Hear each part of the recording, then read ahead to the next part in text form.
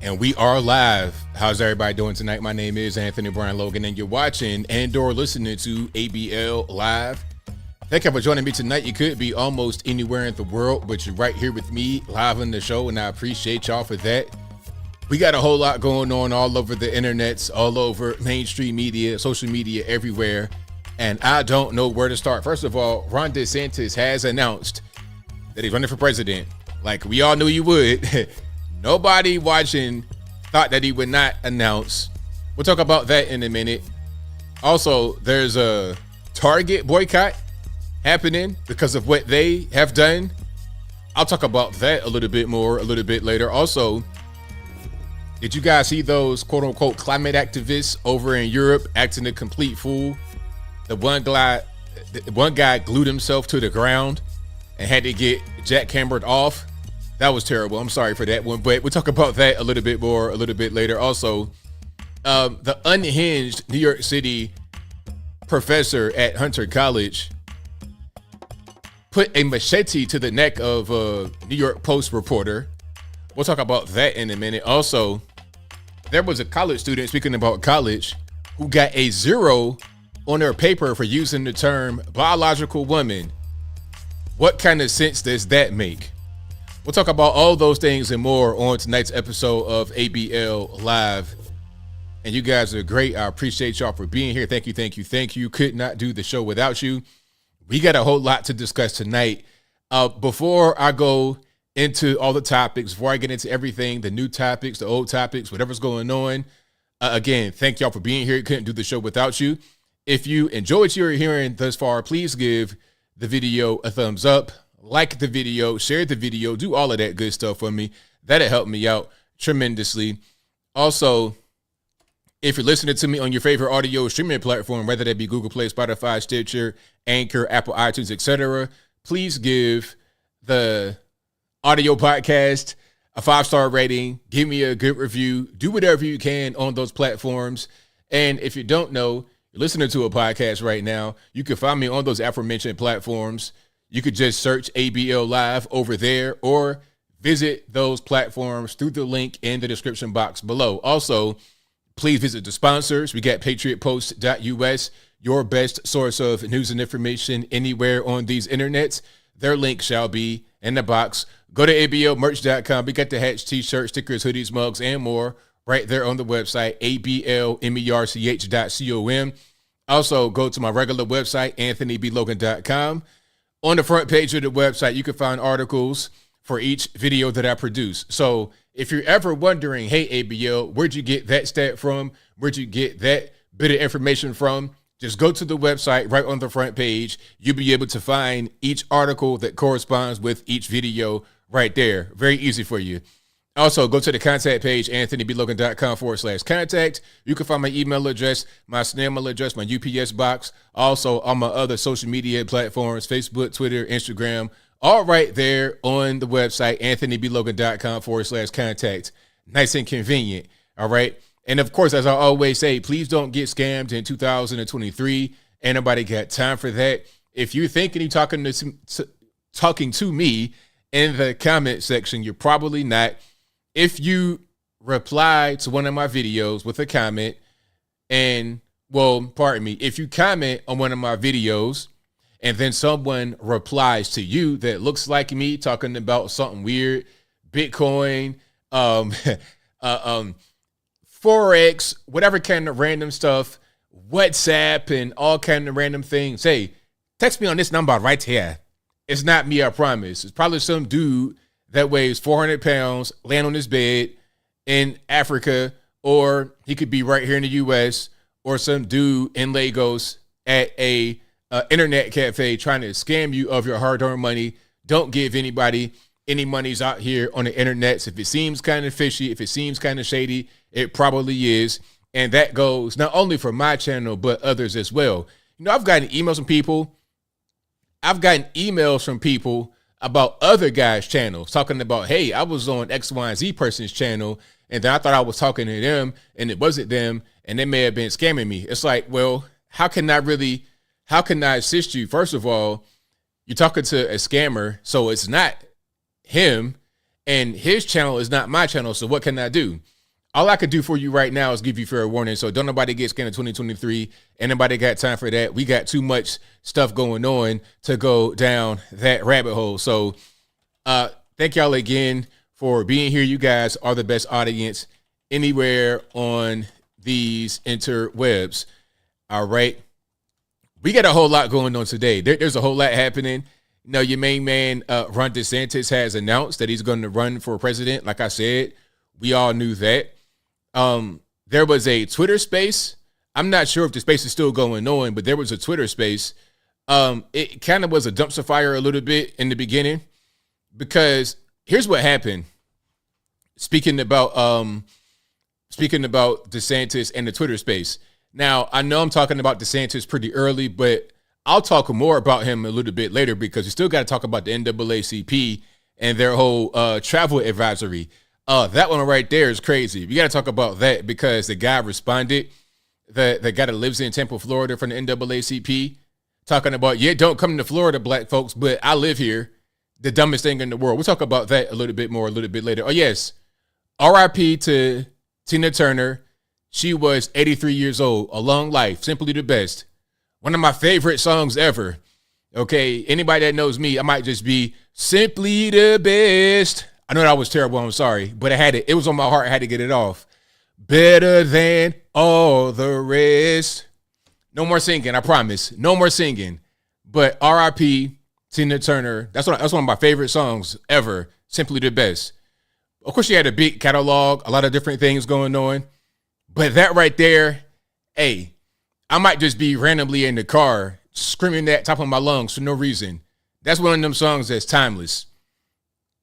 Yeah, but yeah, shout out to the singing. No more singing for me, I promise. But I love that song. She's one of the best ever. And that song fits her. So RIP Tina Turner, she was 83 years old. I think she had a long battle with some kind of illness. I don't know what the illness was. All right. But yeah. Now, Tina Turner to me is like right next to Dolly Parton. And they're both from Tennessee. I think Tina Turner came from Mississippi. I'm not really sure. I think maybe Ike came from Mississippi. But regardless, Tennessee legend, Tina Turner. I'll put her right next to Dolly Parton. So, yeah. And I don't want Dolly to go anytime soon. Dolly is like the queen of Tennessee, for sure. If it's two queens of Tennessee, it's Tina Turner, Dolly Parton. Hands down. All that race stuff don't even matter. All right. Don't clip the singing. Don't clip the singing. let my singing go. All right. So yeah, but we got a lot to talk about. There's a whole lot going on. I think she had an issue with her kidneys, so that might have been it. But she was 83 years old. I mean, that's a pretty long life, regardless. You know, you see a lot of people, a lot of celebrities, they pass away very early. Random things going on. So, especially to be in the music industry, to live for that long and to have gone through what she had gone through in her life, it's a lot happening. All right. But let's talk about Dolly and Reba. Yeah, Reba McEntire, of course. Absolutely. Mississippi. Okay, I'm from Mississippi. I got you. Thank you, TOG3. I knew I was kind of on the right page. Yeah, with that. He's from Mississippi. She's from Tennessee. Got it. I believe she's from Memphis or somewhere right around there. Don't get me to lying. Let me see. Brownsville, Tennessee, which is not far. That's probably on the west. Yeah, West Tennessee. So close to Memphis, but not quite Memphis. That's over there by, yeah, Jackson and all that good stuff. Yeah. So far, kind of a little bit far from Memphis. All righty. But we got a whole lot going on. Let's talk about DeSantis and the space.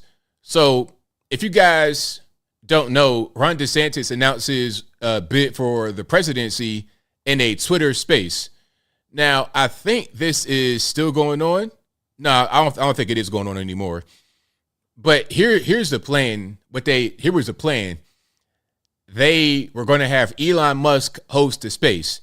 And if you don't know what a space is, I'm going to just pop one up right quick so you can kind of see what I'm talking about. Let me see if I can do this quickly on the fly so you'll be able to understand what's going on. Let me go ahead and pop it up right here. All right, here we go. Here's a good one. So this is a space, right? This is, it says live DeSantis running for president with Giuliani and Trump advisors. So you got Kim.com in here. You got Benny Johnson. Now, these people can all speak, or they can listen or do whatever they want. Now, when you go into a space, if it's you can request to speak, or you could just be in the background. If you request to speak, they can approve you. You can be brought up on the stage to be able to speak at certain times. You know how it is having a conversation. It's kind of like Clubhouse, or maybe like one of those multi-panel chats from YouTube, but it's audio only, obviously. Let me just join it right quick so you can kind of see what I'm talking about. And RIP headphone users. Hopefully the sound's not too loud. And put you in a corner for a week. You would absolutely not want that. You want decentralized crypto. I'm not behind Bitcoin. I prefer Bitcoin Cash because that's the original vision of Satoshi. So here what's going on. I guess that's Kim.com talking right there. If you guys know who Kim.com is, if you know, you know. But make a long story short, he is one of the OG tech entrepreneurs. Put it to you that way. If you don't know, I don't really get into a long explanation, but he's on there talking, and you have others that are able to go on there talking, and then it could be a big audience, people that are listening. The best way I think would be on your phone, but you can also hear it on desktop as I have it right here. All right. Questions. It's just frustrating. I think, we need to look at this the way. So anyway, Elon Musk was going to host one of these spaces, and it was going to be him talking to Ron DeSantis about his announcement. And there were going to be others who got on to ask DeSantis questions or to give him praise or whatever the case may be. But when Elon popped the space, it basically crashed the internet. It crashed Twitter's ability to maintain the space. There were entirely too many users on it, so it didn't work. So it looked kind of bad at first. It's like, wait a minute. Okay, DeSantis wants to announce on this space. He wants to do things kind of revolutionary. First time. He doesn't want to go on cable television to do it. There's no press conference. It's just him on Twitter. And it looked kind of bad because it wasn't working. So what Elon did was have another guy that was going to be in the space host it on his particular profile because he has fewer followers. People were just flooding Elon Musk's page because he's such a big and popular person. It crashed the spaces. So the other guy hosted it. It wound up pretty well. When I was in there, there was like over 200,000 people watching, like actively, 200,000 concurrent at the same time watching and or listening to the space.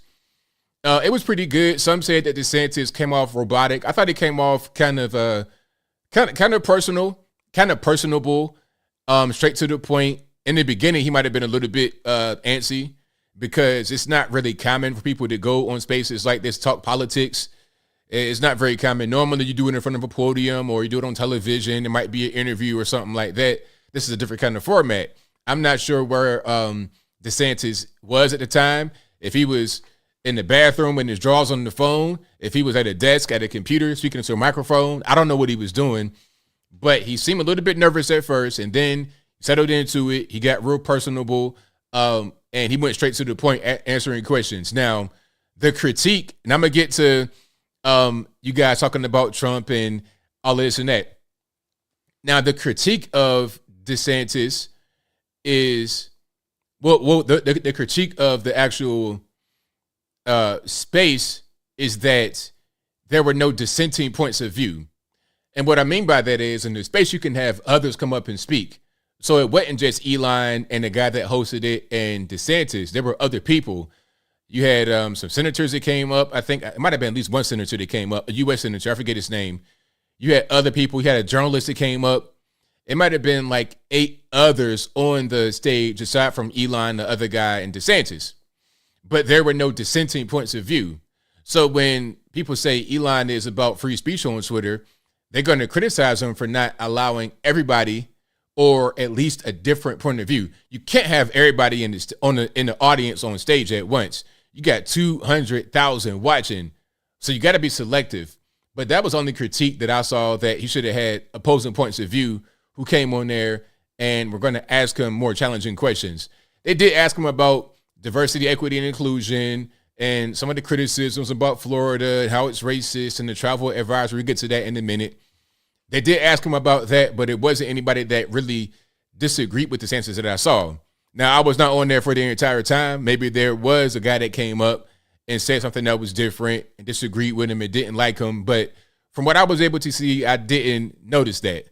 And that was the big critique. Now, of course, with Thomas Massey, thank you, Sandra Love. Yeah, it was Thomas Massey, who is not an Elon Musk supporter. He was a Ron DeSantis supporter. He has been vocal as a DeSantis supporter. He was on there in the space talking to DeSantis and singing his praises, basically. Now, a lot of you guys are saying Trump 2024, no DeSantis. I think it's going to be close. There's going to be a lot of money behind DeSantis. There's already quite a few hit pieces on DeSantis already. You know, they had the NAACP put the travel advisory out. Hillary Clinton gave her 2 cents. It's funny how even those who aren't Donald Trump get painted as a MAGA Republican. You see what I'm saying? Hillary Clinton is calling, she's calling Florida like a MAGA Republican stronghold, something like that. Hold on. Let me see if I can find it right quick. Y'all give me 1 second. And if you like what you're hearing so far, please give the video a thumbs up, like the video, share the video, do all of that good stuff. Okay, here it is right here.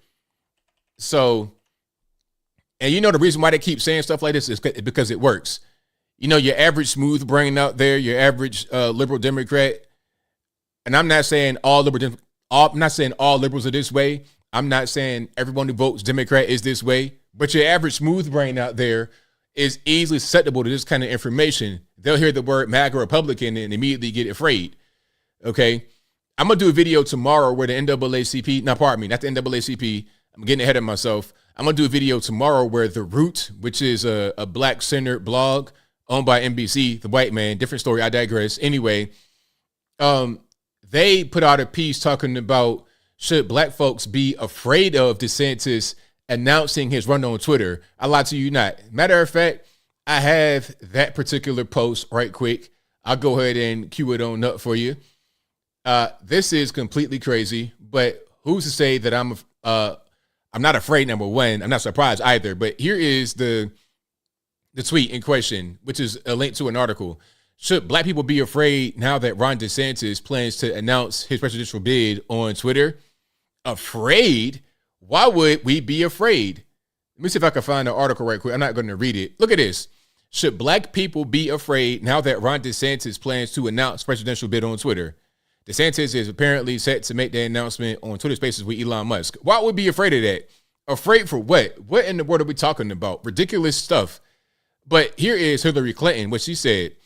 Ron DeSantis, Ultra MAGA Florida, isn't safe for people of color, LGBTQ plus people, or even multi-billion-dollar corporations. Now, again, I will always say this every time it gets brought up. I don't like being, first of all, lumped into so-called people of color. Democrats are openly racist, and they don't even really try to hide it. Back in the day, they called us colored people. That was the term, but that term was deemed offensive. If you were to go out in public and call somebody a colored, they would call you a racist right away.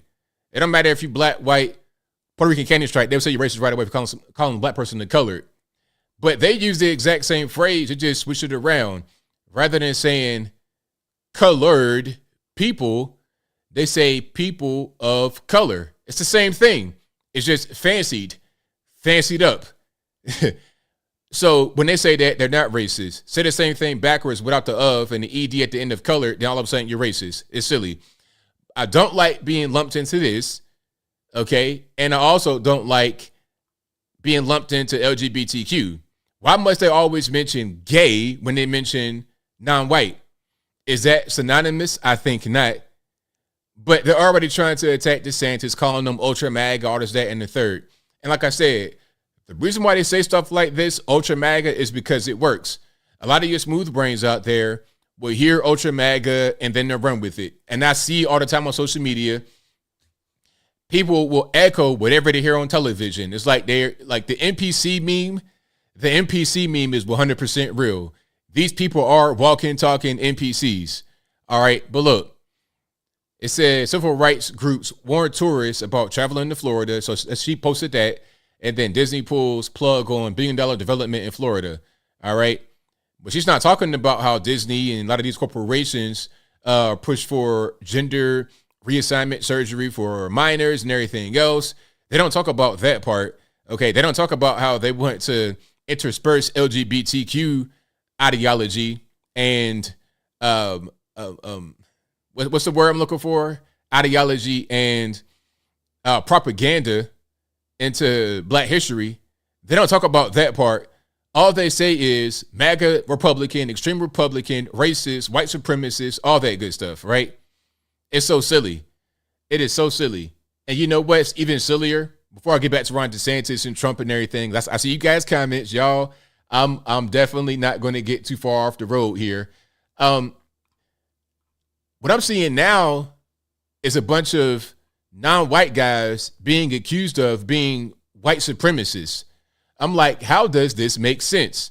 How can a non-white person be accused of being a white supremacist? Because isn't a prerequisite for being a white supremacist that you're white? I would think so. You got to be white to be a white supremacist, right? Maybe I'm wrong. Y'all let me know. Should a prerequisite for being a white supremacist be that you're white first? Wouldn't that make sense? I mean, I don't know. They calling Black guys white supremacists, Indian guys white supremacists, Mexicans don't speak no English, white supremacists. I'm like, well, what part of the game is that? What part of the game is that? I don't really understand. Oh, he had a swastika tattoo. So what? Is he white though? I mean, obviously the guy's got some issues, but is he white? If anyone can be a white supremacist, then the term does not make sense. Use different term. Just say, if you want to say racist, if you want to say bigoted, if that makes sense, if that fits, okay. But don't say a person's a white supremacist when they're not white. Matter of fact, hold on. Let's check it out. Let's check it out right here. Hold up. So this says MSNBC brings a white liberal to explain that Latinos are turning into white supremacists. Let's check it out. Hold on 1 second. And RIP headphone users, let me get a little bit of sound reduction. Let's go ahead and roll it. It is a misconception that all white nationalists have to be white. One more time, if you didn't hear it. It is a misconception that all white nationalists have to be white. It's a misconception that all white nationalists have to be white. Okie dokie. I learn something new every single day. One more time, then we'll let it play. It is a misconception that all white nationalists have to be white. But let's look at Hispanic white nationalists like Proud Boys leader Enrique Tarrio and online political activist Nick Fuentes. Enrique Tarrio, how is he a white supremacist, though? How is he a white supremacist? I don't understand. And then Nick, I mean, you got Hispanics that are white. That is not the same. That's not really it. Okay, your last name is Fuentes. I mean, what language is... Okay, if you are Hispanic, you speak what? Spanish. Where does that come from? You could be a white person in Mexico. You could be a white Mexican. Okay, Mexican is not a race.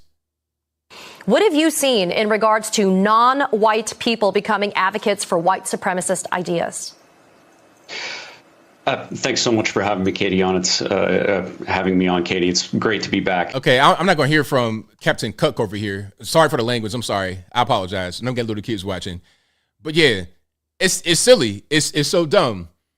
So let's go back to Ron DeSantis. So the space, it went well, in my opinion. Of course, there's going to be a lot of the media doing hit pieces and everything else. But what do you guys think? Can I do a poll right quick? Should I do a poll? If the primary was today, who would you want to vote for? DeSantis or Trump? And I know the audience right now, they're going to say mostly Trump. You got some. It's mostly Trump audience. And before I put the poll out there, I want to be clear.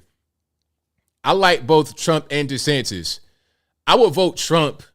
I'll be more enthusiastic about voting for Trump if there was not so much negativity thrown at him from the media that the general public, the smooth brains, consume. They consume it. And not just them, but those that are kind of influential. So you got a weird thing going on. You got the bottom half of people, not bottom half, the bottom 15, 20% of people that are just going to say, no Trump, he's racist. Then you have those at the top that kind of matter as far as, policy decisions, and they're out here moving and shaking. They say, we don't like Trump because he can't be elected. He's not going to get things done. So the bottom few are going to say, no Trump, never. I don't care. He's racist. And then the top few are going to say, no Trump, we can't win with him.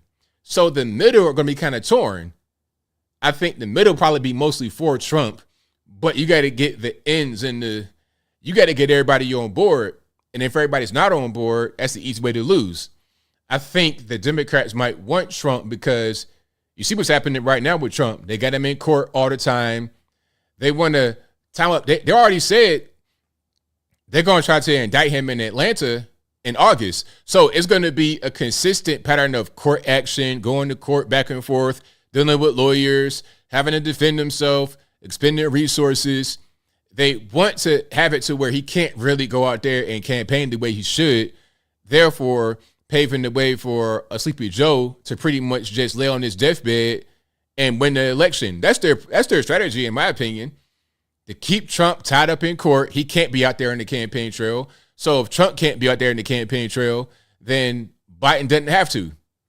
See, normally, if you're on the campaign trail going from place to place to place to place, if that's going on, then your opponent must also be doing the same thing. You need to be going as hard as your opponent. But if your opponent is in court all the time and can't do anything else other than that, then you're good. That's their thought process. And people that I know are saying the exact same thing. And that's why they want to have DeSantis, because he would not have that kind of monkey on his back. But before I go any further, let me go ahead and do the poll as I said I would. So Republican primary, Trump, and then DeSantis. Who are you voting for in the Republican primary? Just two options. And you know what? When I do polls, I don't like having a bunch of options because I don't want to give anybody an easy out. You pick A or B. That's it. And the poll's up right now. I'm sorry that it will be over here on my physical screen for a while until I close it. That's just what it is. I can't change it. I'm sorry. It's not my fault. Blame the white man that made this the way it is. Okay. All that I can do is simply just remove the chat box completely, but I can't take that part off. So I'm sorry. All right. So the poll's up and I'll leave it up for a while and I'll let you guys know the results toward the end. But I think we know what the result is going to be from you guys that are watching. But see, the problem is you're dealing with a lot of these normies on the outside that refuse to listen to reason. They don't want to hear it. They refuse to listen to reason. So I think that's why there's a lot of steam behind DeSantis. I think ultimately Trump will probably get the nomination because, I don't know, like it'd be a lot of cash behind DeSantis. A lot of people will like him, but it's going to look like it's establishment and it's not really grassroots. It's going to be, I want to see how they do it. I want to see who comes out in favor of DeSantis, who comes out against him. As far as I know, it's only Trump that's against DeSantis, and he's been immediately hitting him right away because he understands that he was going to run regardless. Everybody knows DeSantis is going to run, and Trump wants to be the president again, so he hit him right away. The de-sanctimonious, that was months ago. So we're going to see how the whole thing plays out. All right? I cannot move that right there. I promise you I can't. I know that it may appear that I can, but I cannot because I can't click on that, really. You know, trust me. But it'll be gone once the poll is over. All right. So we'll see. We'll see how the whole thing is. Yeah, you see, and I'm seeing some comments talking about Trump's going to say it's rigged if he loses. You see, this is what I'm talking about. And people, they think that, and that's going to turn them off. And I can't really change how everyone feels. This is kind of similar to the whole thing about the black vote going for the Democratic Party. You know, I was on Shay Shardae's page. Shout out to her. I did an interview with her. And she asked me the question about the black community and what are some things we can get from the Republican Party. And I named a few things that they can get, you know, some policies that make sense. You know, what did I say? I said low taxes, closed borders, better jobs, safety, ability to protect yourself, no LGBTQ elemental P in the classroom. I named a few things like that, right? And then I was seeing comments, oh, I'm not convinced. I'm not convinced. You didn't convince me. I'm not trying to convince anybody of anything. That's not what I'm here for. I'm here to just inform you of what's going on and make it make sense to you. Now, whether you're prepared to receive it, I can't control that. You see, you can only be convinced when you want to be convinced. I cannot force you to see things my way. All I could do is just present it in front of you. And if you're prepared to receive it, you receive it. If you're not, then you're not. Maybe one day you'll come back on the video, look at it again with a set of fresh eyes, with an open mind, and be ready at that point. All I can do is just be here for you when you're ready to make the decision. It's like somebody on drugs, right? You cannot convince somebody who's actively shooting fentanyl or smoking crack to stop. Ain't no program, a 12-step program, scared straight. Nothing is going to help you get out of your addiction. You will only stop smoking crack, shooting fentanyl, whatever you're doing, when you're ready. They got a thing called hitting rock bottom, right? That's what that is. When you have nobody to come save you, there's no rescue net. It's only you and your thoughts and your own mortality. You got to be ready to receive it. I cannot convince you. It's the same thing with politics. I cannot convince anybody to vote one way or the other. All I can do is just present it in front of you. You make your own mind up, right? And then when it comes to the primary election, all they can do is just present the facts, make the case. And then if people are open, and this is what I'm talking about, those who are open are those that are kind of in the middle, that vote for either side. They're not really dead set on anybody. People that might vote for Trump, they might vote for Biden, they're kind of torn. Those are who you want to get. Everyone else at this point might kind of already be in their space. And that's pretty much what it is. Some are going to vote Republican regardless. Some are going to vote Democrat regardless. It is what it is. You know, so we're going to see. Now, here's a question I have for you guys. Who do you think should be the VP of both? Should it be, the VP for Trump and then the VP for DeSantis? Who should it be? You know, I've heard a few names being floating around. I've heard Curry Lake. I might be saying her name wrong. It might be the Virginia accent. Kari Lake. It might be Kari Lake. It might be Byron Donalds. I've heard Nikki Haley get thrown around. Not Nikki Haley, pardon me. I've heard what's the lady from Hawaii, Tulsi Gabbard. I've heard her name thrown around. I've heard Tucker Carlson for some reason thrown around as a vice presidential nominee. Who do you think should be the VP pick of each of Trump and DeSantis? All right, Vivek Ramaswamy. I've heard that one. Absolutely. I like Vivek Ramaswamy. Yeah, I think he could be a good VP. Byron Donalds is pronounced like Kerry. But how do you pronounce Kerry? Anyway, Kerry. Okay. Now, if I was in Virginia, I would say Curry Lake. Trump Hawaiian girl, hilarious, CB. John Kennedy Jr., no way. He's a Democrat. What do you mean? JFK Jr. is a Democrat. I don't think a Democrat-Republican ticket would make any sense. I've never seen that before. Has it ever happened before? A Democrat VP with a Republican president? Maybe it has happened, but not in any time of recent history that I can recall. Thomas Massey, So I'm seeing a lot of Lake, Kerry Lake, Byron Donalds, Trump, Byron. All right. Rand Paul. I like Rand Paul. How about this? Would you vote for a DeSantis Rand Paul ticket? That'd be very interesting. Alex Jones, hilarious. Nikki Haley is cool, but Nikki Haley comes off too much like establishment to me. But maybe somebody would vote for her as a VP pick. I don't dislike Nikki Haley, but I'm not quite sure that I would want to vote for her as a vice president. I mean, if whoever gets a Republican nomination, I'm gonna vote for regardless. So if they pick Nikki Haley, then so be it. But if I had the option to pick the VP independently, like how it is in state elections, you could pick the lieutenant governor and the governor separately. You could vote for either one separately. It's not like they just pick a running mate. You got to vote for them regardless. You can vote for each person. If I could vote for each person, it would not be Nikki Haley. ABL Tatum, shout out to you, WR Winter. That's a good ticket right there. All right.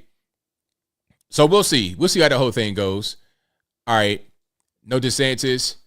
But, okay, here's my question to those that don't like DeSantis. Why? Give me your reason why you would not vote for DeSantis. I want to hear some explanation. The poll is looking pretty much what I thought it would be. It's a pretty healthy poll right now. And again, I cannot remove this right here on the screen. That's just going to be there for a while until I end the poll. But why do you guys who say that DeSantis should not be the nominee, why do you guys not want him to be the nominee? Give me some reasons why. Somebody says Trey Gowdy. Interesting. Thank you to LW304 2003 who says Tim Scott as Trump's VP would be great just so Democrats can further expose how racist they are. Oh, yeah. We're getting into that in a minute. We're talking about Joy Behar saying that Tim Scott and Clarence Thomas did not have the black experience. It's like, really? Is that what we're going to do? Okay. Somebody says not loyal. Loyal to who? What loyalty? Ain't no loyalty. I don't understand. What does any politician owe anybody else? I don't really get it. Let me see. I'm reading some of the comments here. Backstab who? Who backstab who? Let me see. I agree with you, Michael Critchlow. Michael Critchlow says DeSantis is cool, but Trump put the battery in his back. I agree with that. But hey, I mean, look, we're competing against each other at a certain point, and in the future we could work together. It's just like when you're out there, when Trump was out there in 2016, there was like 20 guys on stage, and then he hit Ted Cruz talking about lying Ted and talked about his wife and all kind of stuff. But after that, they could work together. Same thing with Marco Rubio, little Marco. Remember all that? But still, after all of that, you put all that stuff aside and work together. So why can't it be the same way with DeSantis? I don't understand. Let me see. He's staying in Florida, governor, best ever. You know what could happen? You know what could actually happen? I think if DeSantis was to get a nomination and succeed, well, regardless, I think there's a term limit in Florida anyway. I think this is his last time to be governor of Florida. Speaking about DeSantis, I think the next governor could be Byron Donalds of Florida. Oh, yeah. Byron Donalds, throw him right in there. He's getting high viz right now as a presidential not a presidential nomination. He's getting high viz right now just because he's out there doing interviews and whatnot during the cycle. Okay, so why not throw him in there as the potential governor of Florida? I think I vote if I was a Floridian, a Florida resident, I'd vote Byron Donalds for sure.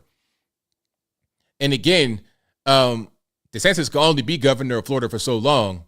After this term, he's done as governor. You got term limits in Florida. You can't be the king like Vladimir Putin or Xi Jinping and be there for 30 years. I think you got a 2 or 3 term limit, and that's a wrap. You got to be out of there. All right. We need him in Florida, but he'll be done. He'll be done after this term. It's a wrap. After this term is over with. So when did he get elected? 2022 again? Or before that? So he'd be done in 2026 anyway. So if he became the president in 2024 or 2025 inauguration, it was just a shorter term as governor.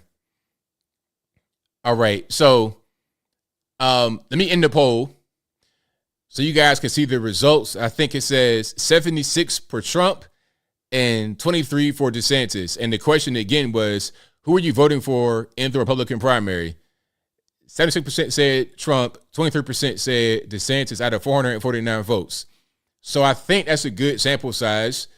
The poll did not last for a very long time, but I don't think if I let it run for longer that it was going to change much. That was pretty much what the total was from the beginning. Right when I put it up, it was that same total. About 2/3 say Trump, 1/3 say, about 3/4, about 3/4 say Trump, 1/4 say DeSantis. So that's pretty much what it is. All right. Is it 2028? Okay. Is it 6-year terms? See, I'm not up on some of these terms. Let me look at DeSantis and see how long it's been in there. All right. So he was in the House from 2013 to 2018. He became the governor in 2019. All right. Let me see. So the governor in 2019, then how did that? Okay. Did he get? That's weird. So he ran in 2018. I guess he became inaugurated in 2019. Is that how that worked? I suppose so. Yeah, I think that's what it is. All right. Yeah, that's right. So 2018, that's when he beat the guy, the dude that was on the down low, Andrew Gillum. Remember that whole thing? So he won in 2018. And yeah, so it's a 4-year term, like I said. So 2026, I'm right. 2018, he won that election, inaugurated 2019. 2022, he won that election and won in 2020 and put in 2023. So then at the end of this term, yeah. It'd be 2026. All right. Barely beat Gillum. Yeah, he barely beat Gillum, but I think at that time, he was not who he is right now. You know, that was a close race. And I think ever since that time, Florida has gone a lot more red, actually. Maybe I'm wrong about that. I think Florida has become a haven for conservatives. People have fled to Florida for that reason, to live in a more conservative space. And that's my next thing right here. Speaking about the travel advisory. So the NAACP put out a travel advisory for the state of Florida because they say that, hey, man, might want to protect yourself, protect your neck. It's a whole lot going on out there. And matter of fact, I was going to read the NAACP's website, but I want to go to the full video of your man. What's his name? Leon Russell. Now, the NAACP Board of Directors put out a travel advisory for Florida saying, hey, if you're black or so-called person of color or part of the LGBTQ, elemental P, X, Y, Z, 1, 2, 3 community, you might want to think a little bit, differently, think more about going to Florida because it might not be very safe. Okay, we got certain laws on the books, certain policies on the books. You got DeSantis wanting to eliminate diversity, equity, and inclusion programs. He wants to take away Black history from college courses. So you know what? Florida might not be the place for you. And before I get into what your man Leon Russell said, and by the way, like I said, Leon Russell is the NAACP's chair of the board of directors. He lives in Tampa, Florida. So if the board of directors issue a travel advisory for Florida talking about basically don't come to Florida, but the guy who put the notice out lives in Florida, it's like, what's going on? Are you a hater? Are you trying to block me? Are you trying to block my blessings? Do you want Florida all for yourself? What's really going on? I can't tell, but I digress. Now, here is a woman who echoed the NAACP sentiments talking about Florida is a terrorist state. Did you guys see this video from my video I did? This lady is crazy. Hold on. And shout out to the Hot Twins for reposting this. Let's give it a roll. RP headphone users. Aisha Mills, Basil is still with us. Aisha, I have talked for 7 years about the asymmetry of covering Trumpism in America, something so audacious and so unimaginable that the normal ways of rapidly responding are inadequate. This seems to address that asymmetry and say, I got this. What do you think? I think it was extremely clever, and I really appreciate the NAACP's guidance on this issue. You know, I just took my family to spring break in Florida. Okay, so this lady says that the guidance from the NAACP about avoiding Florida, staying away from Florida, was good, right on the money. But she was just in Florida for spring break. So you could have gone anywhere on God's green earth, but you picked Florida, USA for spring break. And it wasn't just you brought your entire family. It wasn't a business trip. You didn't get sent there against your will. You weren't in a jail, prison, making big rocks to little. No, you went there on vacation, but you're saying that advisory to avoid Florida is a good one. Make that make sense. And you know what? I went to Disney World, had a great time of my life, but you know, there's an advisory that says don't go to this place, and I support that. Huh? That's like me talking about how bad Los Angeles is, how bad California is, but I went there for a vacation. I'm in LA. I'm drinking margaritas and everything, having a good old time. But nah, don't go to California. It sucks. If I say California sucks, why would I go there for a vacation? I could pick somewhere else other than the place I say sucks and I don't want to go there. And not only is it just a bad place to be, I say it's dangerous. It's a terrorist state. I'm sorry, if I say it's a terrorist state, like let's say for example, let's say I say Afghanistan's a terrorist state, right? If I say Afghanistan's a terrorist state, it sucks, it's dangerous.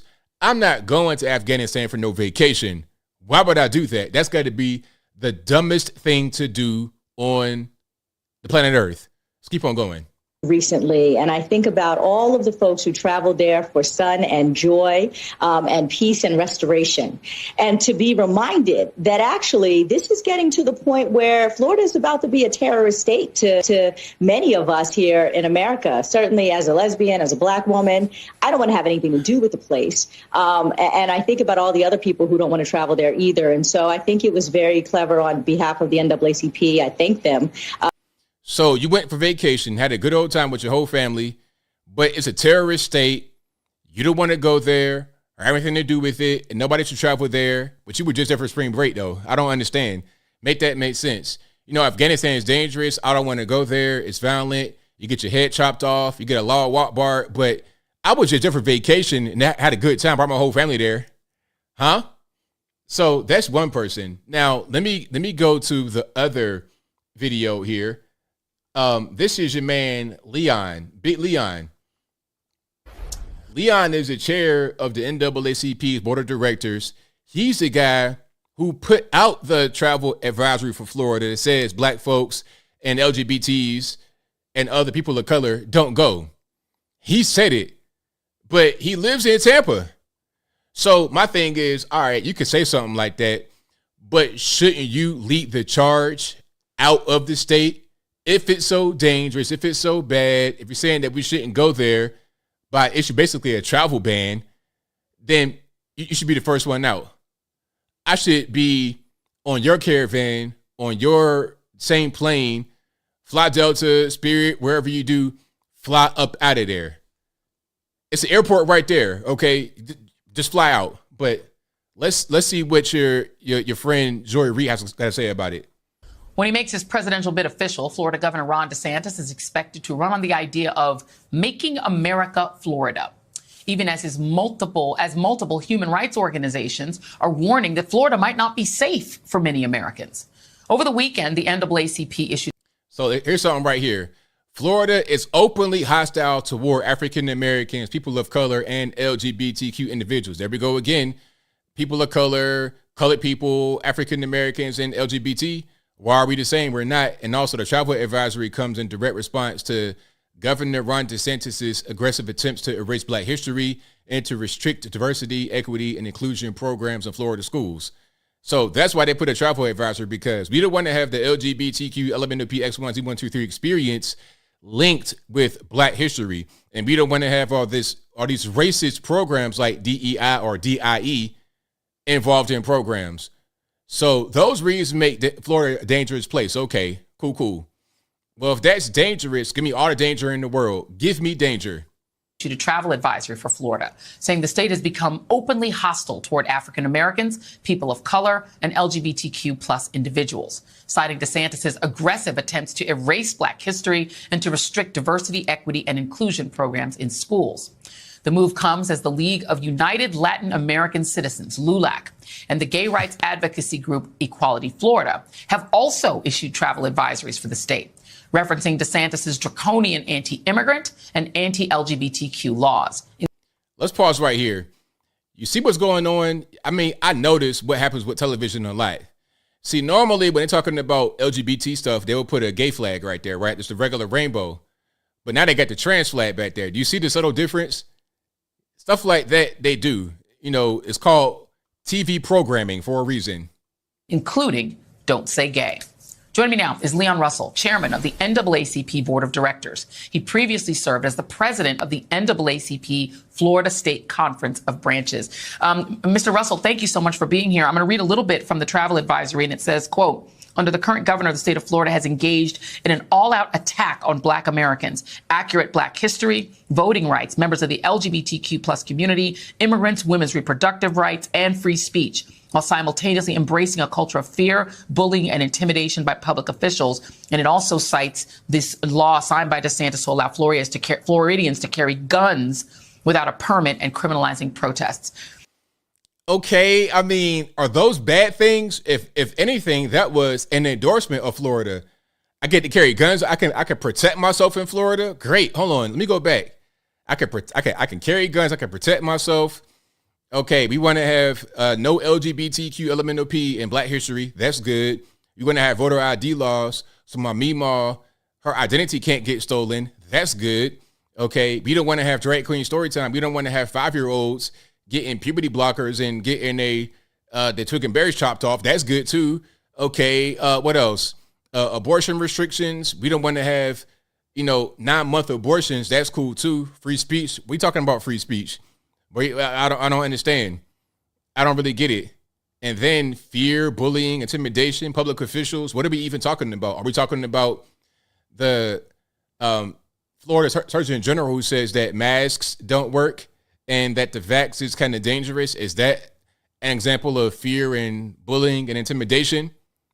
Or is it just a person that's not afraid to be scientific and not be political? Protests. So in your view, to be blunt, is Florida not a safe place for Black and gay and trans people to travel to?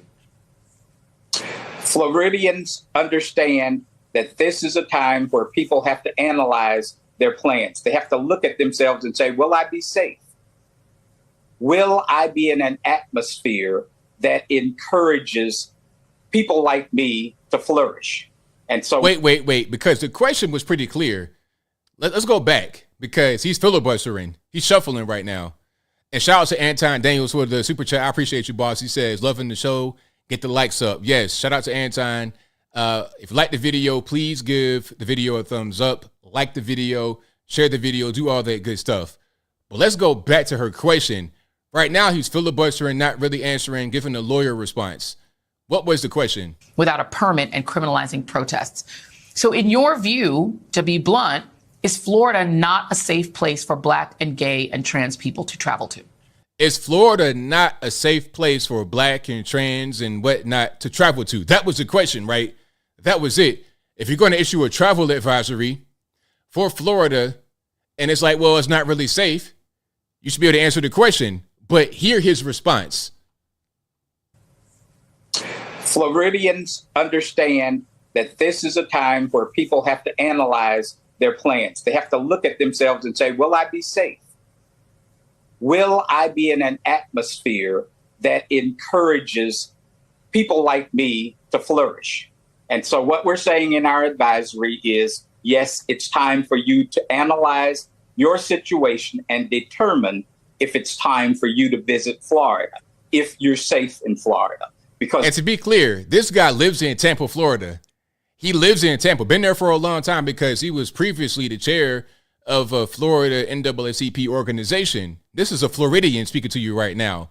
So it must not be that bad for you. So if it ain't that bad for you, it ain't that bad for me. If you're the guys that issue the travel advisory and you live in Tampa, it must not be that bad for you guys that issue the travel advisory.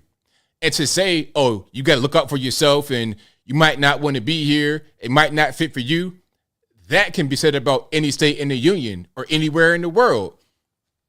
New Hampshire might not be a good place for me because it might be too cold. It might not be a lot of people or whatever the case may be. I mean, that don't mean it's a bad place. That don't mean it's dangerous. It might not be for me. California, same thing. It might be for you, Joy Reid, but not for me. I think California sucks. I think LA sucks. I think San Fran sucks. I don't like seeing people shoot crack, shoot fentanyl or whatnot in the center of the ground in the street. I don't like seeing stuff like that. So no, I'm not going to San Fran.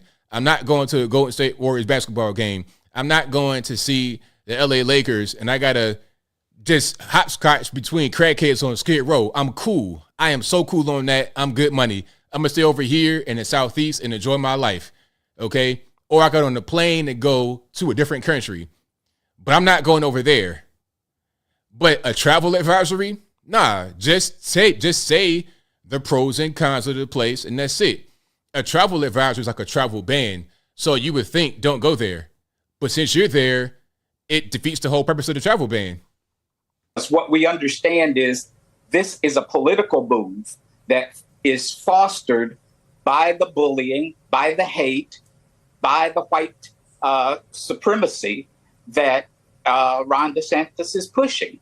And so we're saying you have to think about this. You have to think about this state. We're not saying don't come here. Oh, okay. But so a travel advisory implies inherently don't come here.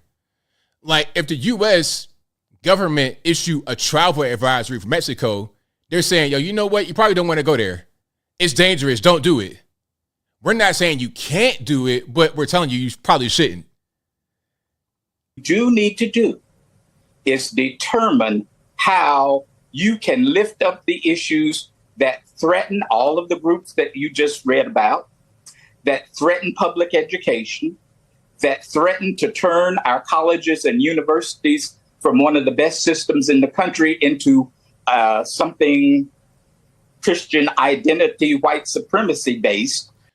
Did you hear that? Christian identity, white supremacy based. Is that the same thing?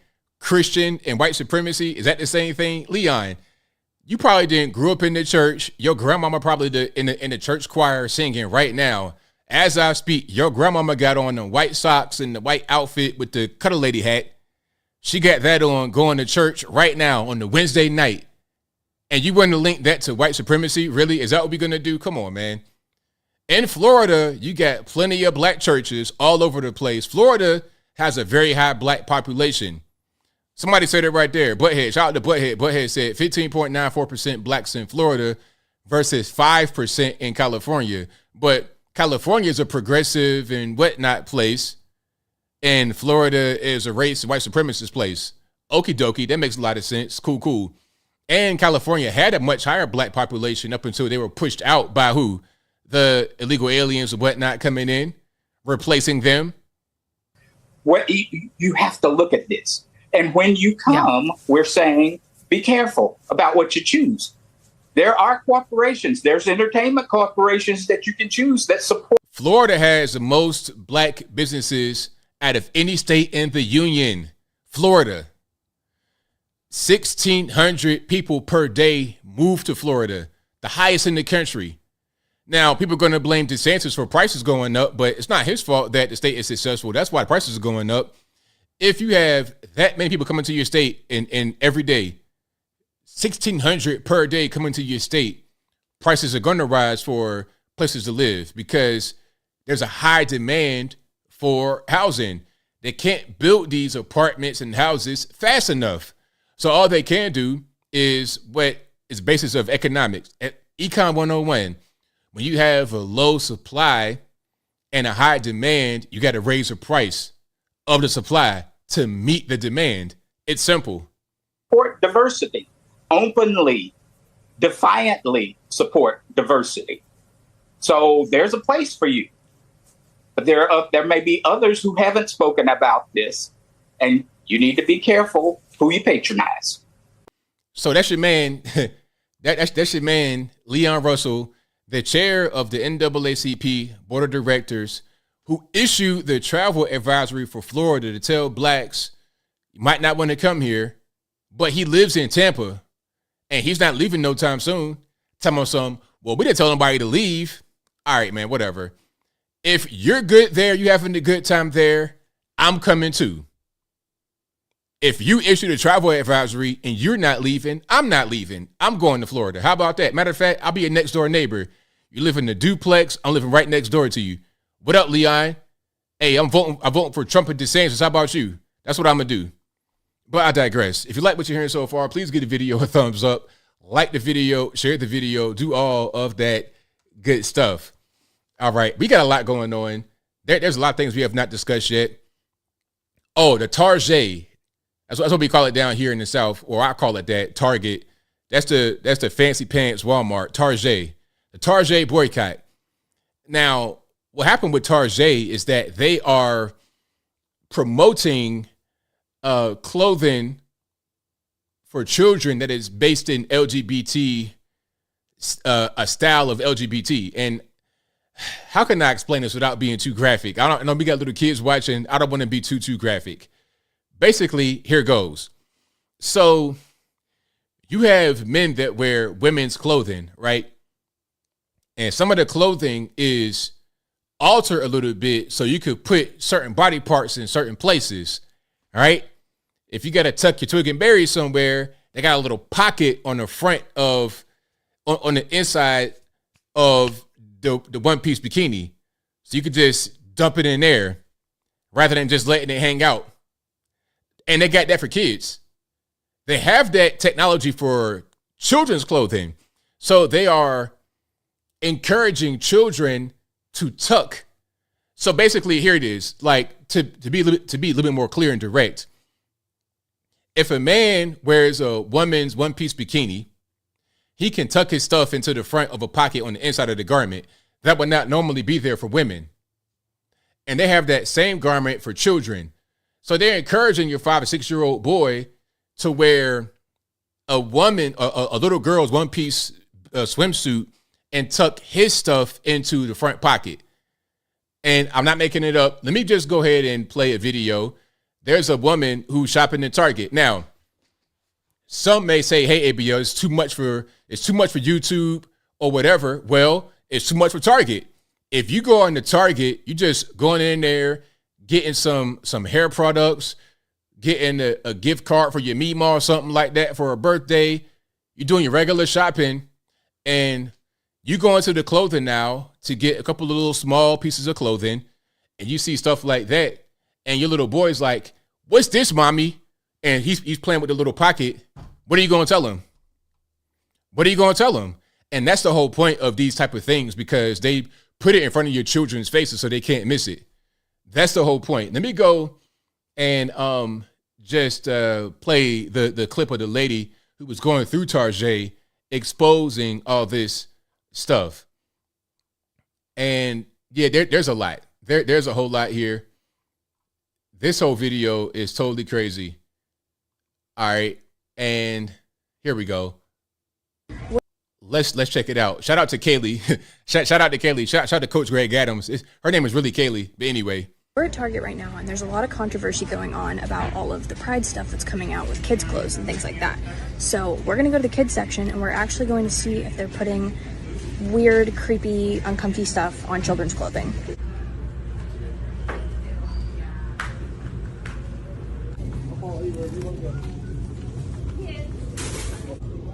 Okay, this is the child section. This is literally the kids section. I'm next to a literal onesie that says whatever the hell that means. Hold on, let's go back. What did that say? Section. I'm next to a literal.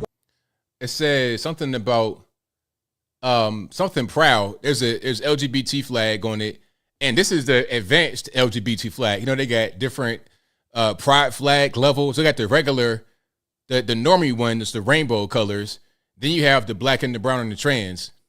You see, I speak about this all the time so you understand what's going on. If you don't know what you're seeing, you might not know what's going on. There's the gay flag right there, the regular one. There is the trans over there, and then the black and the brown. Because somehow we got to be included in the LGBT experience, right? If you're black, that means you're all of a sudden linked to a transgender person. Okay, so if you're black, and I've heard this from a lot of these white liberals. I'll get to that in a minute, speaking about Joy Behar. White liberals will tell me on social media that I am a bigot and I shouldn't be against trans children because I'm black. That's what they say to me. They tell me because I'm black that I'm the same thing as a transgender child.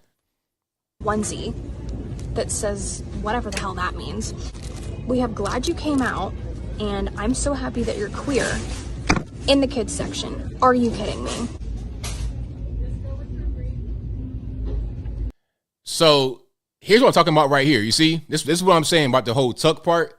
This little tag says thoughtfully fit on multiple body types and gender expressions. Okay. I'm sorry, but pride and toddler don't belong in the same sentence. So I found an extra small swimsuit in the child section. It says light binding effect on it. Light binding. So binding, you know what that means? Binding is when women, they will compress their breasts down to give more of a masculine look, and so they won't have the normal female breast expression. Okay, that's what that is. So why would that be available in a small child's outfit in Target? I'm not making it up. In Target. And then the bottoms in the kids section, keep in mind, say tuck friendly construction. See, tuck friendly construction. Again, I said it refers to the little front pocket in the inside of the, like a one piece or a bathing suit bottom where you can tuck your stuff in it. Now, for adults in some kind of specialty store, online, Amazon, all right, whatever. For little kids, little toddlers, why would that even be there? Why? They're giving it to your kids. If that doesn't give you a reason to boycott Target, I don't know what does. But this shit's getting out of hand. They're targeting children, whether you like it or not. And it's time that people actually do something about it. Because if they don't, then guess what? That shit won't just be in Target, it'll be in every store, ever. So there you have it. So that's why there's a boycott of Target. All right. So that's just what it is. And you know what? The only way they're going to stop, and I think there was like an emergency meeting. Matter of fact, hold on. There was an emergency meeting that they had because they didn't want to get Bud Light-id out there. Okay, hold on. Matter of fact, here it is on New York Post. Now, this is a very good headline, actually, because this headline is kind of misleading. Although it's true, it's not all the way true. This is New York Post. It says Target holds emergency meeting over LGBTQ merchandise in southern stores. Now, here's what happened. They removed or moved, and what I mean by that is they took some merchandise out of the store, and then other merchandise they moved to a smaller section. Somebody said it was like 1/3 of the size of the regular LGBT display. Anyway, they moved things around in some southern stores, but not in the northern stores. However, some of the things were removed from the online store. So if it's about the southern stores and these Christian white people down there that don't like certain things, like they're trying to blame the shift on them, and it's only for their stores in the South, but really it happened online as well. So if it's about these white Southerners, then why'd you take some of this stuff off your online store? You see what I'm saying? So this headline is true but misleading. All right. So there was an emergency meeting because they didn't want to get the Bud Light situation happening. Because we know what happened to Bud Light. You know, you go broke. They got a crazy valuation loss. A a lot of money's been lost as a result of the Bud Light boycott, and Tarjay might be in the same ballpark. They might get boycotted as well. Men boycotted Bud Light. I think it'll take women to boycott Tarjay because you guys be in there most of the time. I mean, I go to Tarjay too, but whenever I go to Tarjay, it's women in there shopping.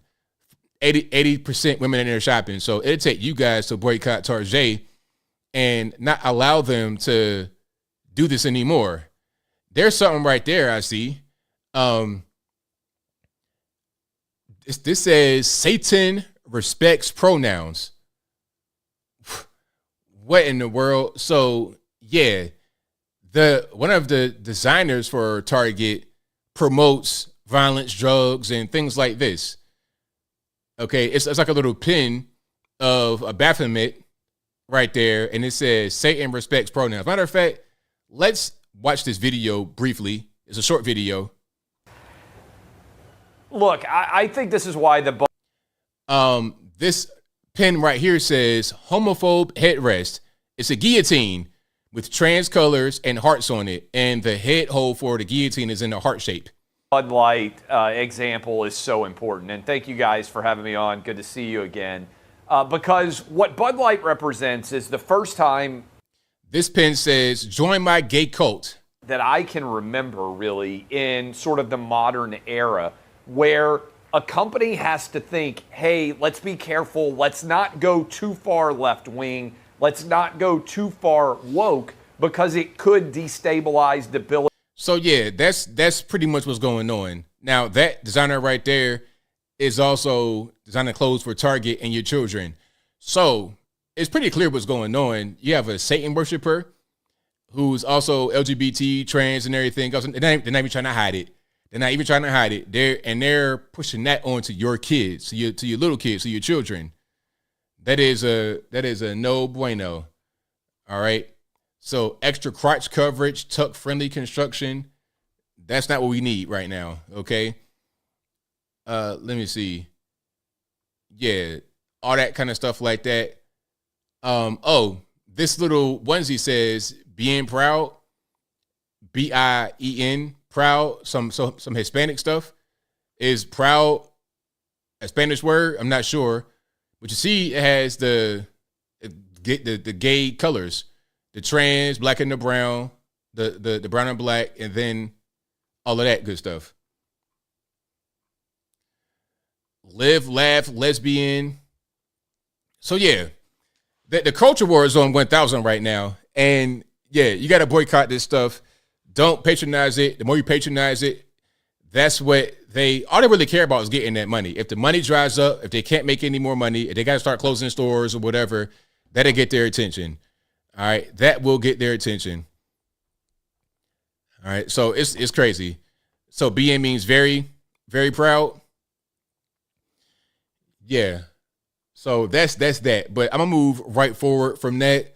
That's a Tarjay boycott. Hey, you guys, you got to do it. You got to boycott them. All right. What else we have going on? I kind of want to lighten it up a little bit. Did you guys see the climate activists? No, hold on. Before I get to the climate activists, how about Black Lives Matter going bankrupt? Did y'all see that?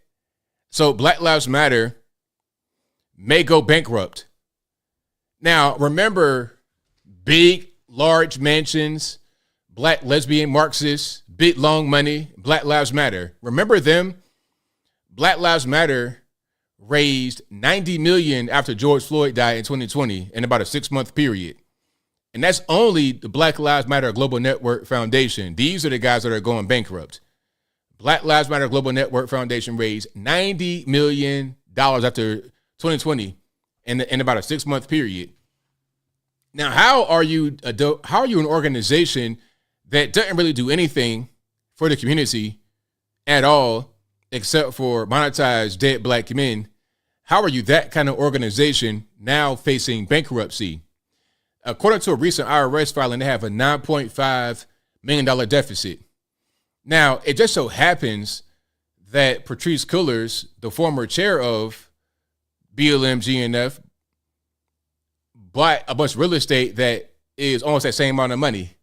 Okay, so remember Patrice Cullors, big large mansions, buy large mansions, big long money, black lesbian Marxist. Remember, she had a lot of real estate. Let me see if I can find the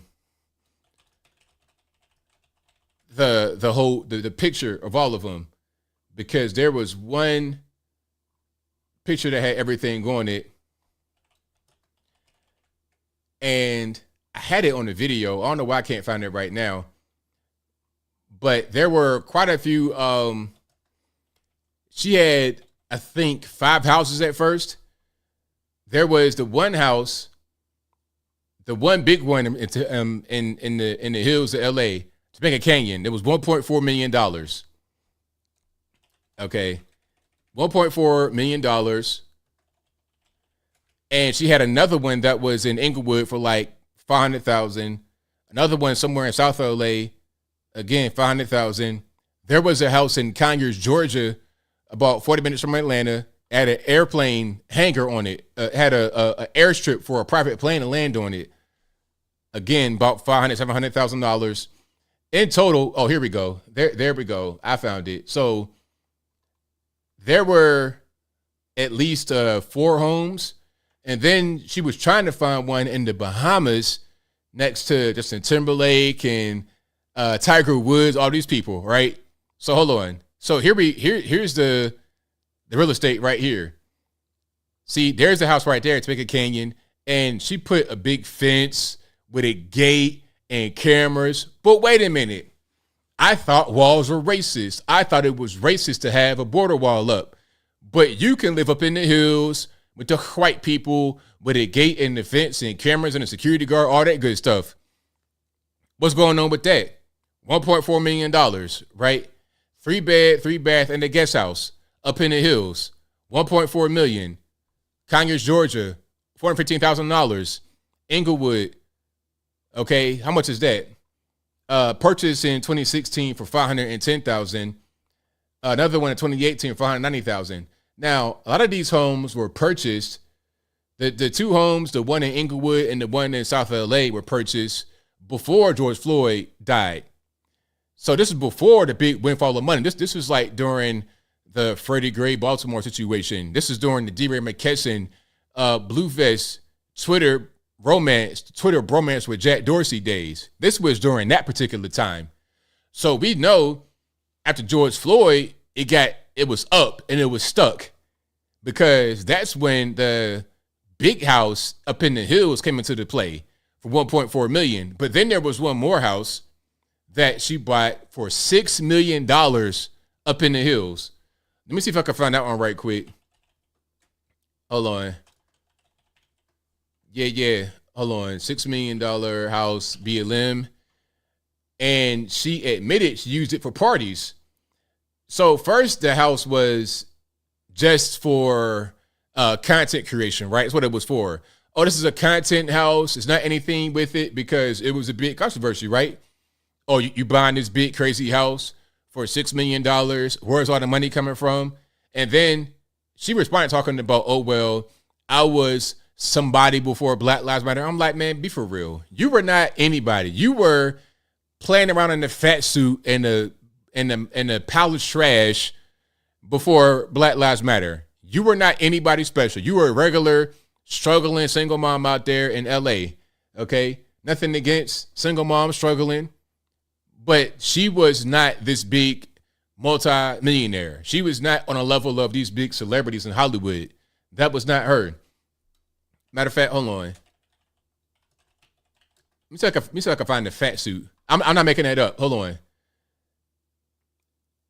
Well, I probably won't find anything.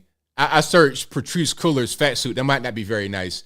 Patrice Cullors art. Yeah, there we go. Okay, now when I show you, you're gonna see what I'm talking about. All right, hold up. You guys got to see this. If you don't remember, you're gonna remember. So when I said she was in the fat suit just in a pile of trash, I was not making it up. I was not exaggerating. You ready?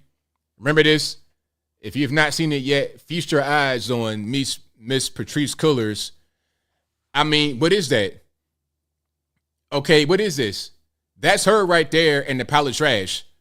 I'm not sure what this is. Is this like construction debris? I'm seeing all type of stuff. I'm seeing clothes. I'm seeing street poles. I'm seeing fence posts, grass, and a bunch of white liberals around her taking pictures. For what though? What are we even seeing? I'm seeing a bunch of wings made of ties. What is that? With wings, yeah. Like, what am I seeing right here? This was her. So you tell me, Patrice, this artwork got you millions of dollars. It made you a multimillionaire to where you could buy a bunch of like 5, 6, 7 houses, and it kept going up as the dead black men increase, as the visibility around the dead black man increases. So did your lifestyle. You're a black lesbian. You don't like men like that. You got kids, but you don't like men anymore. Okay? You're not straight no more. You're delivered. You hate black men so much. When they die, you make money off them with no shame. And you go out here and put this garbage on and act like that is what made you the money. That didn't make you the money. You made the money from your George Floyd, Freddie Gray, etc. That's what you made your money on. Keep it all the way real. This did not make you your money. So don't act like that. Okay? Don't act like that. Now, and wait a minute. Hold on. There's another picture. The different angle. You see the angle? Hold on. Let me see if I can find the angle right quick. Here's a different angle. All right. So boom. We got different angles going on. Yeah, that's powerful, right? That's very powerful. That's stunning and brave. That's so stunning and brave. I don't know what I would have done without that in my life. You know, that right there is artwork that I need. Is there neon lights in this? What is really happening? That's your Patrice Cullors. Is that your leader? Black Lives Matter? Is that your leader? Is that a bird's nest on her head, literally? Whatever. Let me just go back to where I was and not get distracted. So anyway, $6 million for a house. They said it was a content house. They said that those of us that were on the right were pushing conspiracy theories and it wasn't really a big deal, all this, that, and the third. And they filmed one video in front of their house.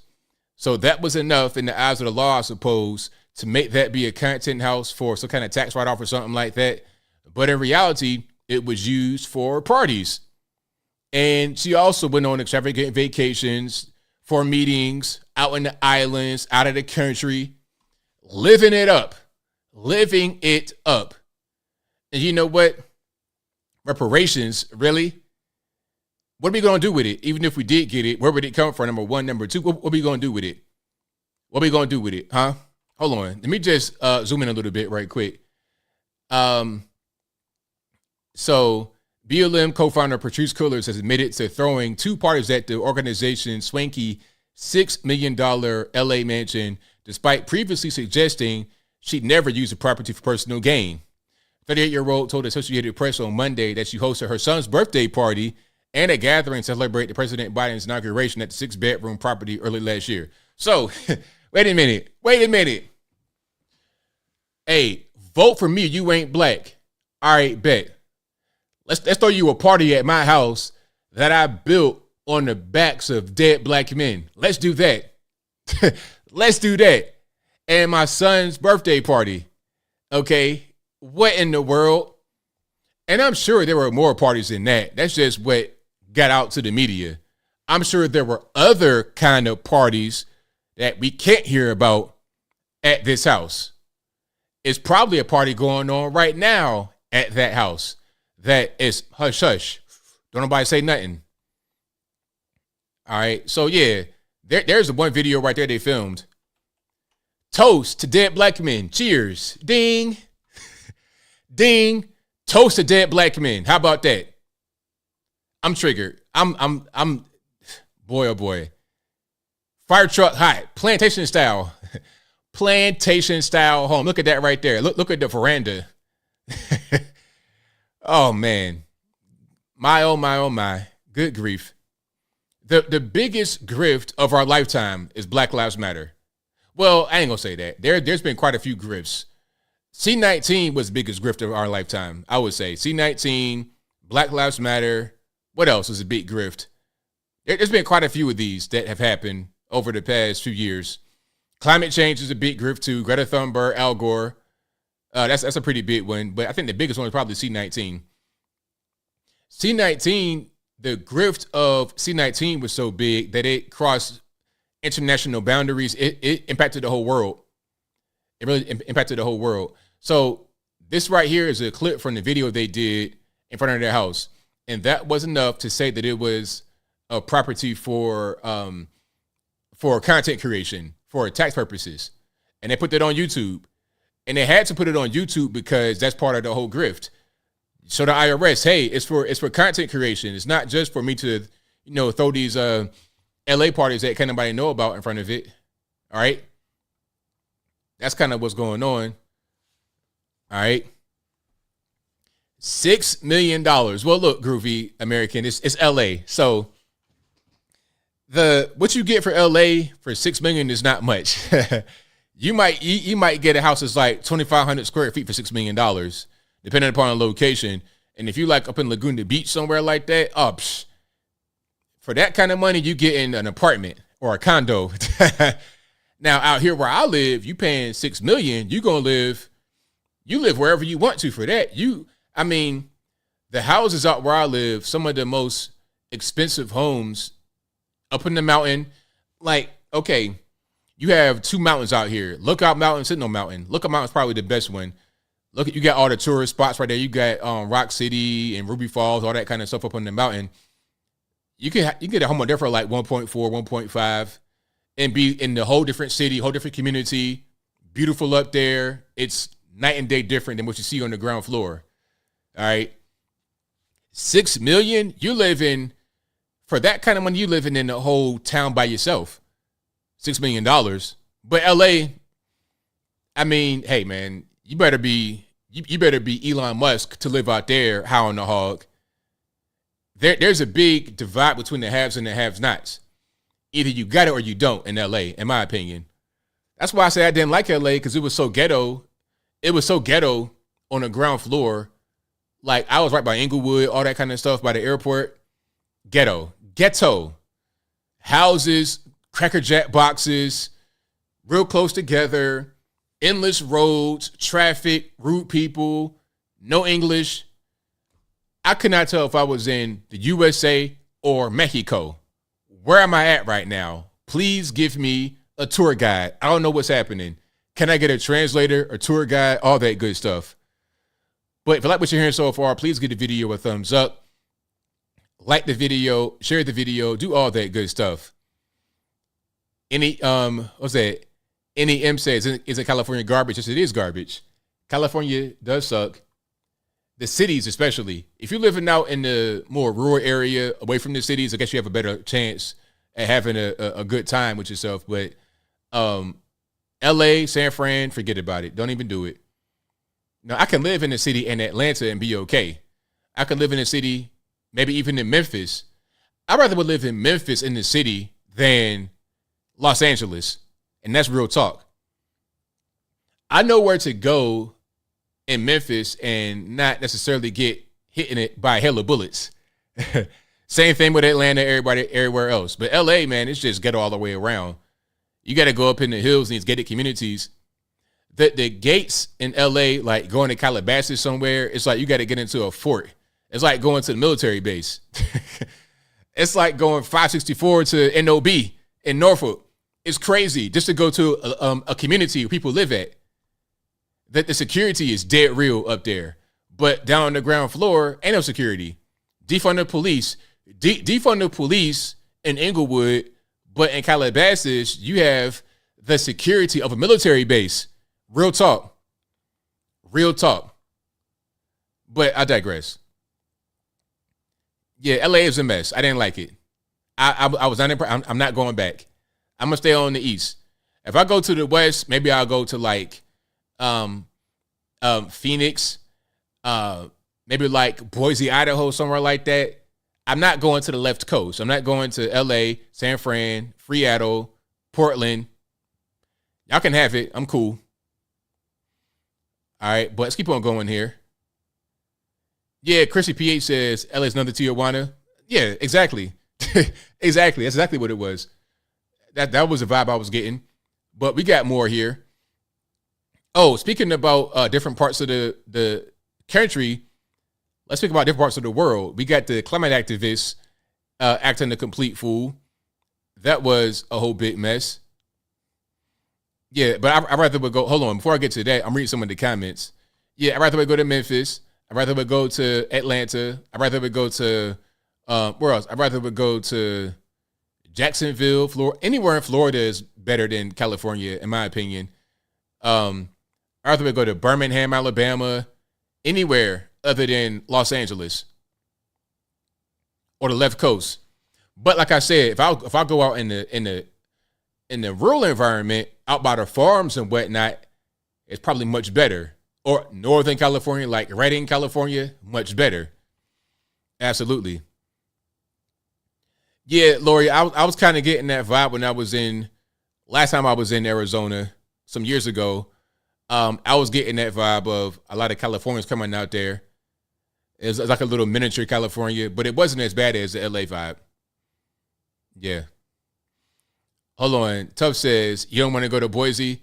It's left the city? Wow. That's crazy. That's totally crazy. So I need to just stay away from the West Coast. Just stay over here on the East, and I'll be just fine. I like where I live at, really. I like living in the more, like Appalachia. That's kind of where I live, Appalachia. You got, like I'm in the Appalachian foothills, basically.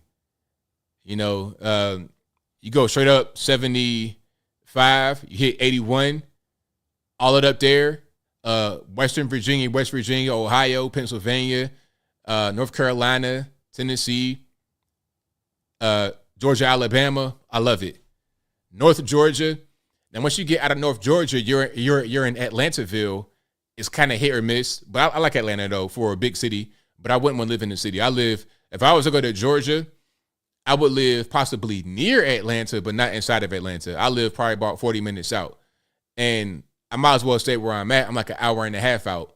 90 minutes, 120 minutes, easy. I can be in Atworth in about an hour and 5 minutes. So it's perfect. All right, but we got more to talk about here.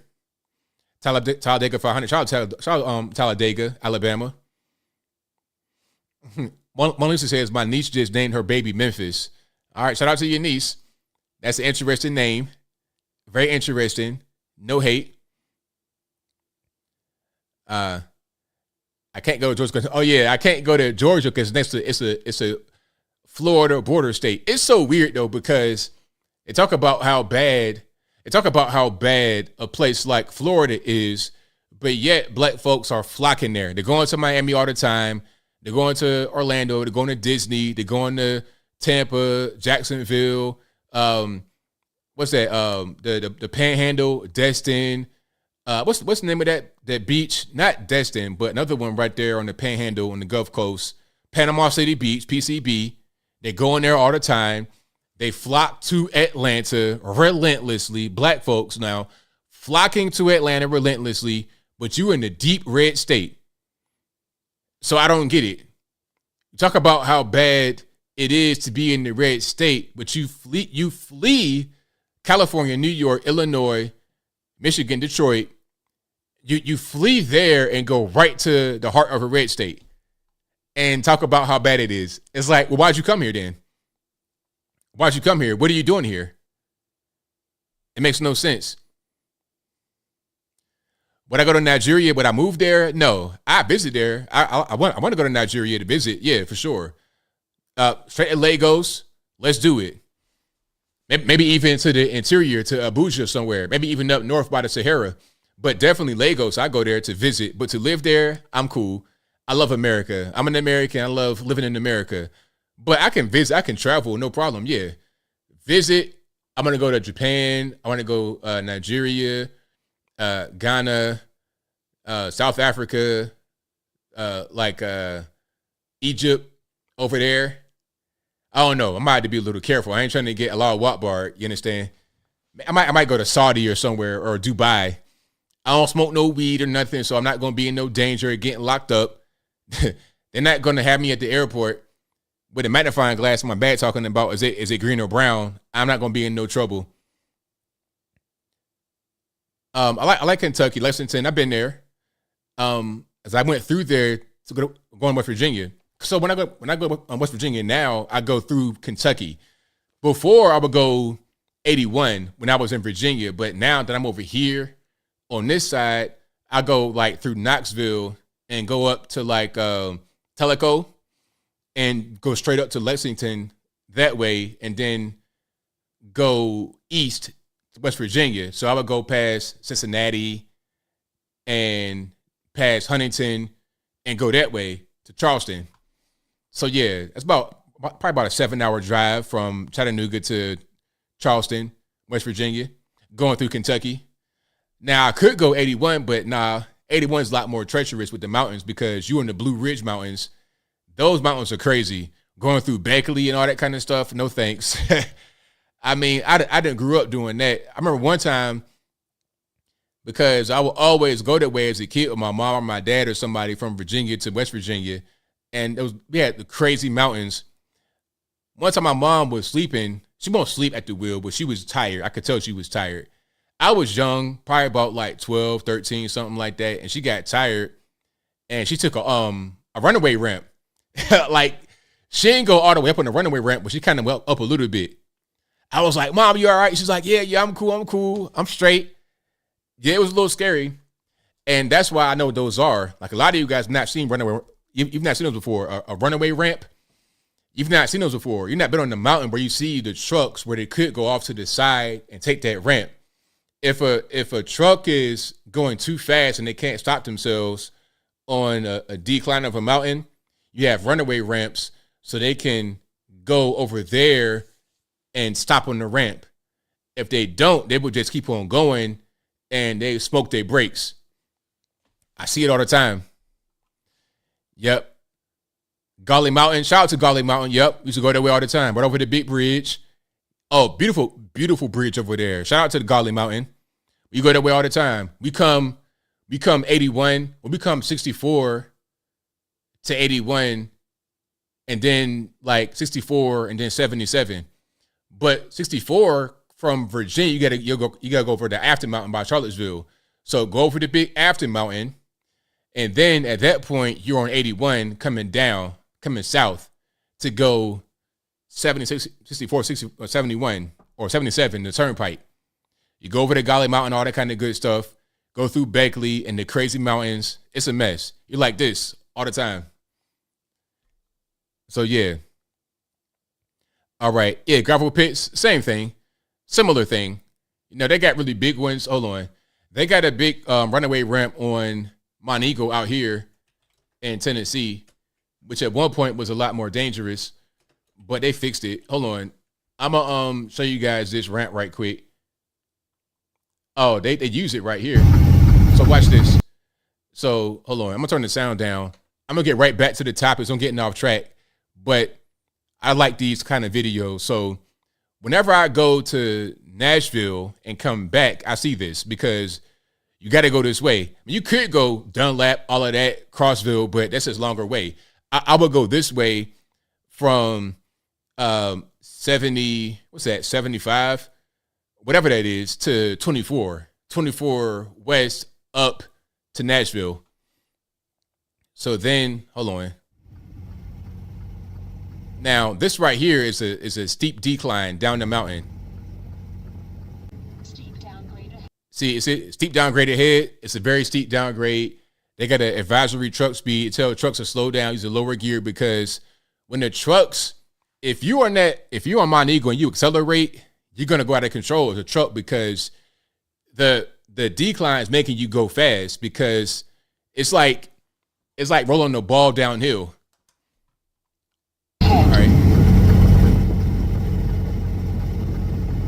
All right, let's see. So it's sped up right here, obviously, which is not really, it kind of defeats the purpose of watching it. See, runaway truck ramp, 1,500 feet on the left.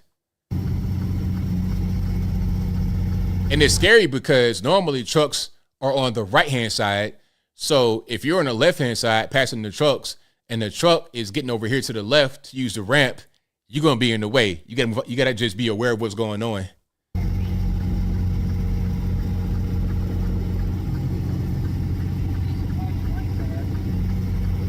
See, there it is right there. Somebody used it. See, that's a ramp right there. So if you're going too fast down the mountain, you got to go over here and then go up this ramp and it'll stop you. You see? Somebody used it. So somebody probably used the ramp and crashed. It's better to use it than skip it and then crash somewhere else. You see? Dan Shambles right there. Good grief. Now, sometimes they go up the ramp, but this guy just crashed at the base of the ramp. My man got his truck upside down, inside out. Hopefully he's not dead. So yeah, that's that. All right. Shout out to Franklin, Mona Lisa. Shout out to Franklin. But sometimes, I mean, it's hard to control. You know, you might have weather conditions. It might be a bad truck. It could be a mechanical failure. It could be anything going on. And I hear every time I'm like, every time or probably like every 2 times when I'm on my Eagle, I smell brakes. You can smell when the brakes are getting smoked to the point where they might use a ramp, but they don't have to. They're smoking their brakes. They're using the Jake brake. It's a mess. All right, but I'll continue here. We got a few more things to discuss. Then we're going to get to the calls. I got time on my back. Can I get to maybe one more thing here? Oh, the climate activists out there in Europe. No. I don't want to do that. I want to do the lady, the young girl in college who said she got a 0 on her paper because she used the term biological woman. And then I might get to the college professor with the machete. That was crazy too, because we're talking about college. Matter of fact, that's probably what I'll do. I'll end with these 2 clips and then I get to the calls. So here is a young lady, okay, in college, and she's writing a report, or she was supposed to write a report about transgender athletes in sports. And as part of the assignment, she has to say the term biological women because that's the whole thing. That's what the paper is about. We're talking about trans people. The opposite of trans is what? Biological, right? It's a term that is scientific. You're a biological woman. You have XX chromosomes, all right? I am a biological man. I have XY chromosomes. It's very simple. It's not a thing that's racist, sexist, homophobic, transphobic. It's just a fact.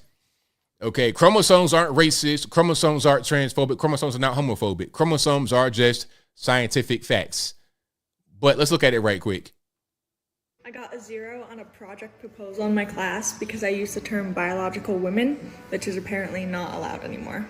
She even said it was a good project proposal, but I got a 0 because I used this term and it's exclusionary and not allowed. So, do you see this? So, this was a project proposal that's graded. So, she had to write the proposal for a project, and these are 2 different grades she's going to get. She got a 0 out of 20 points for the thing. She got a 0. This affected her overall grade.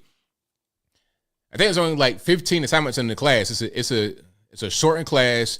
There's only 15 assignments. Getting a 0 in one of the 15 assignments will affect you very negatively.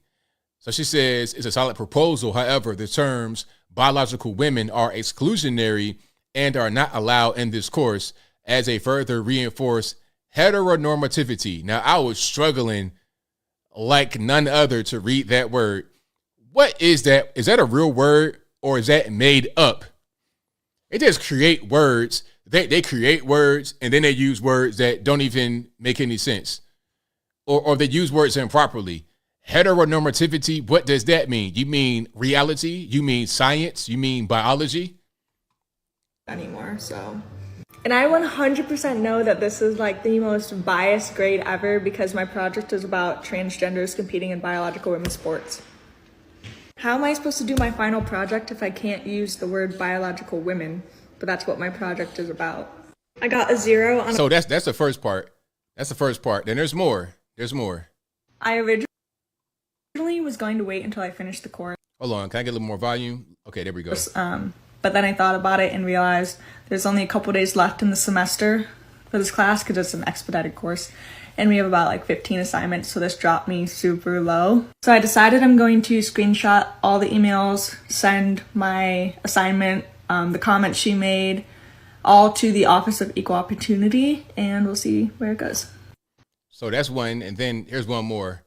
This one really kind of brought it home. This brought it home right here because pay close attention. If you didn't see it in my video, pay close attention. Now, recap. She got a 0 on her project proposal, which is a graded assignment. It counts toward the final grade. It brought her down a lot. You get a 0 on a grade, that's going to really mess you up. Because she used the term biological women while writing a report about transgenders in women's sports.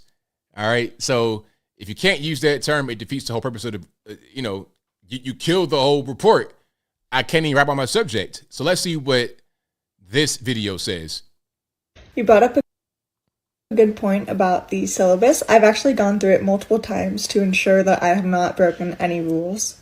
And I brought up the syllabus multiple times to my professor to let her know that I have not broken anything in her syllabus. Her syllabus actually says, you will be graded primarily on the quality of your work and timeliness of work turned in relative to the module due dates. You will not be graded on the content of your opinions, so long your opinions do not create emotional and or mental harm for your diverse classmates or espouse bigoted or anti-scientific views, which is...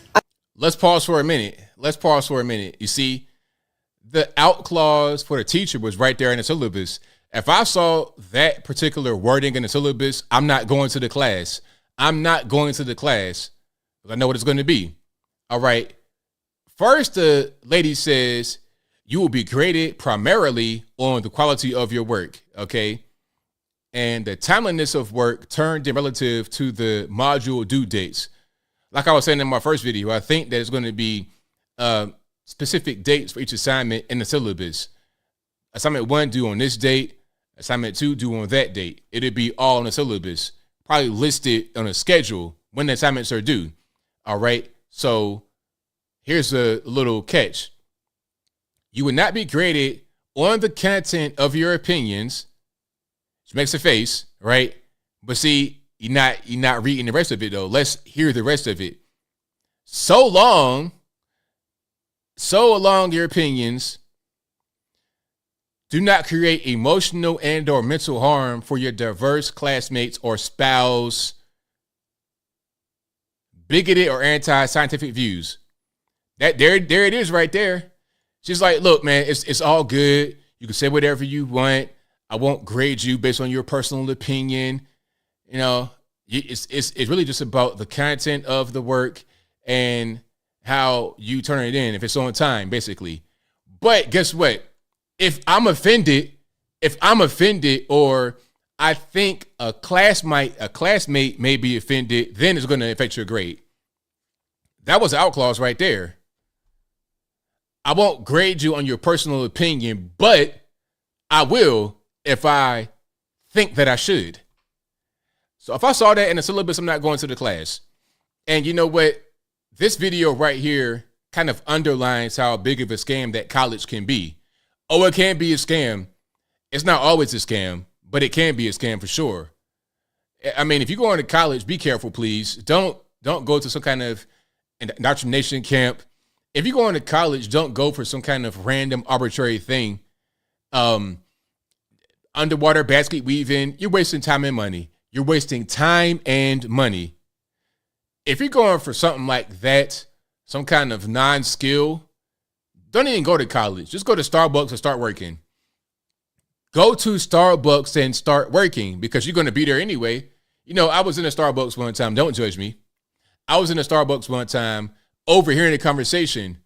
The guy was behind the counter as a barista complaining that he was at the Starbucks, but he has a 4-year degree, a lot of student loan debt. It's like you could have just went right here straight from college. You could be a manager by now. You could be the big dog wearing the big hat and the big apron by now, rather than going to college and wasting time getting offended and frustrated because now you got to deal with 4 years of programming that you got to kind of unlearn.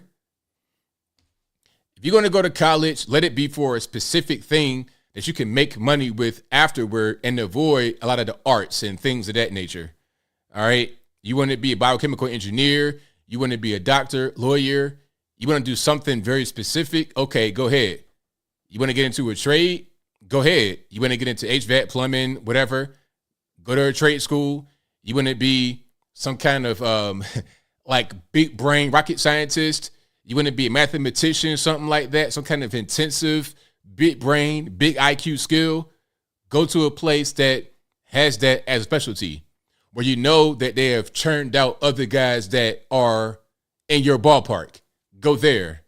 But just to be going and taking general studies and underwater basket weaving, you're wasting your time and your money. Now, my next video, before I get to the calls, and the number to call, y'all know what it is, 434-658-1220.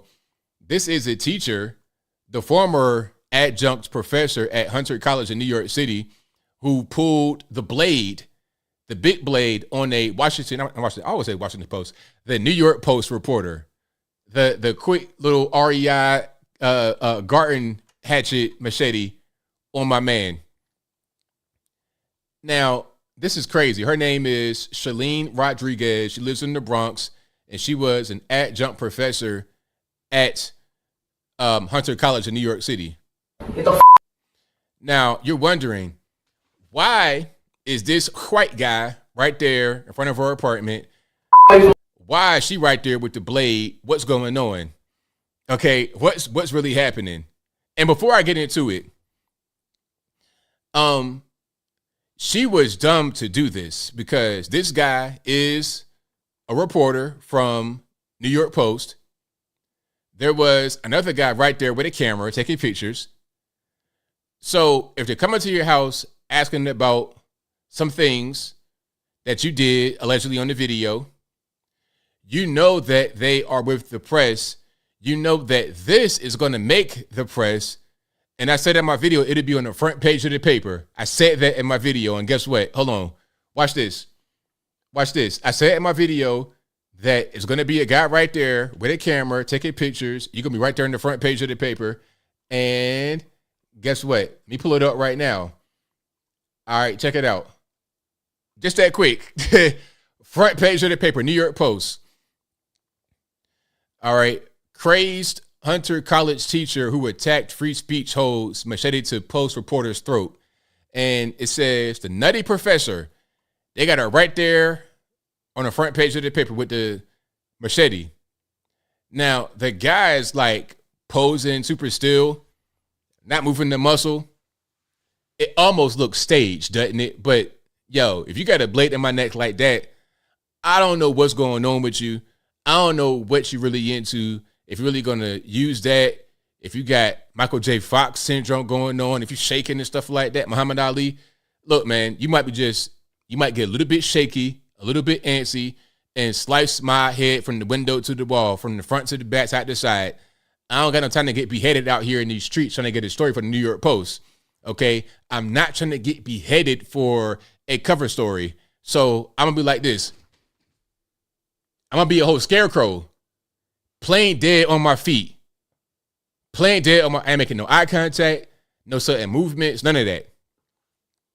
But anyway, she was a professor. Now imagine your kids going to her class. You paying for that. Imagine that. And she has a lawsuit currently against the NYPD for a prior thing that she was involved with. You see, she was out there during the George Floyd so-called protests in 2020 in New York City. She said the New York Police Department manhandled her. They abused her. They mushed her against the fence, and they tightened the cuffs on the wrist, gave her nerve damage. And if you have nerve damage on your wrist, that blade is not going to be too steady. You're like Michael J. Fox, shaking and baking. Anybody got no time for that? Okay, I'm not trying to get cut, but anyway, I'll move on. She was a professor.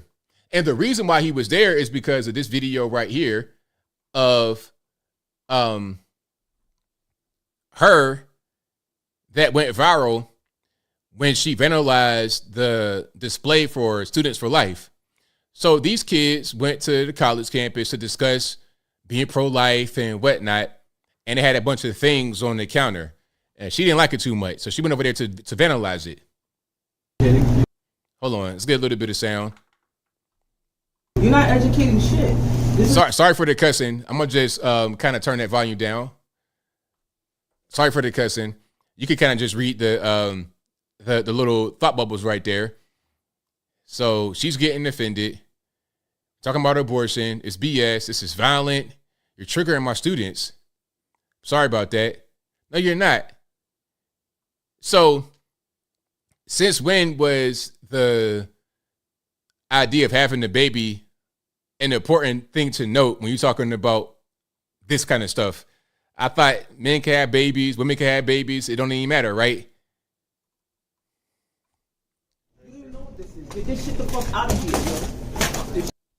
So she just vandalizes the stuff and walks away. So that video went viral. The reporter went to her house to ask a few questions. She didn't like it. And she comes out with the big blade ready to get slicing and dicing, right? Slicing and dicing. And not only did she do that, hold on. Not only did she do that, she also chased the guy down the street with the blade. Okay? Away from my door. So watch this. Watch this right here. So that's her and her Antifa get up, right? All black Nike boots, black sweatpants, black hoodie, with the machete outside in the street in the middle of the daytime, chasing the reporter down the street, talking about Unhinged. So imagine you going to college. You can't even say the word biological woman because that's somehow offensive. If you want to talk about abortion and you are pro-life, you might get the blade to your neck. What are we doing in college? Are we trying to teach kids or indoctrinate them? I can't tell. I cannot tell. So yeah, she should be in the penitentiary somewhere, and a teacher at the other college should not be a teacher. How are you going to give me a 0? I got a story to tell that I've told many times before. I'm going to tell it one more time, and then I'm going to get to the super chats and the calls. So back in my college career, and I told the story on my last video, but I'm going to tell it one more time. So back in my college career, I was trying to be a graphic designer, which I want to be a graphic designer anyway. I mean, I was a graphic designer before college. I just wanted to go to college to get better. Really, I probably could have stopped at the community college, but I wanted to go to the next level, go to a 4-year college, Old Dominion University in Norfolk. So I go to ODU, and I'm trying to have my credits transfer from the community college to ODU. They didn't really transfer very well, but different story. I digress. I had enough art classes to transfer into what they would call Art 3. They had 3 art classes, Art 3, Art 4. I was going to go to Art 3 from the 2-year college. You see what I'm saying? You take Art 1 first year, 2 second year, 3 third year, 4th year. So I'm trying to go to Art 3. But there were these 2 liberal white guys who were a couple. They were a gay couple. They were the art program's gatekeepers, literally. You had to bring them a project to show your skill to get into Art 3. I was not told this at first. All I was told was, hey, ABL, you have enough credits, they'll transfer automatically. There's an agreement between ODU and all the CCs in Virginia, the community colleges in Virginia. If you have a 2-year degree, you have automatic credit transfer. That wasn't the case. All right, okay, I'm gonna roll with it.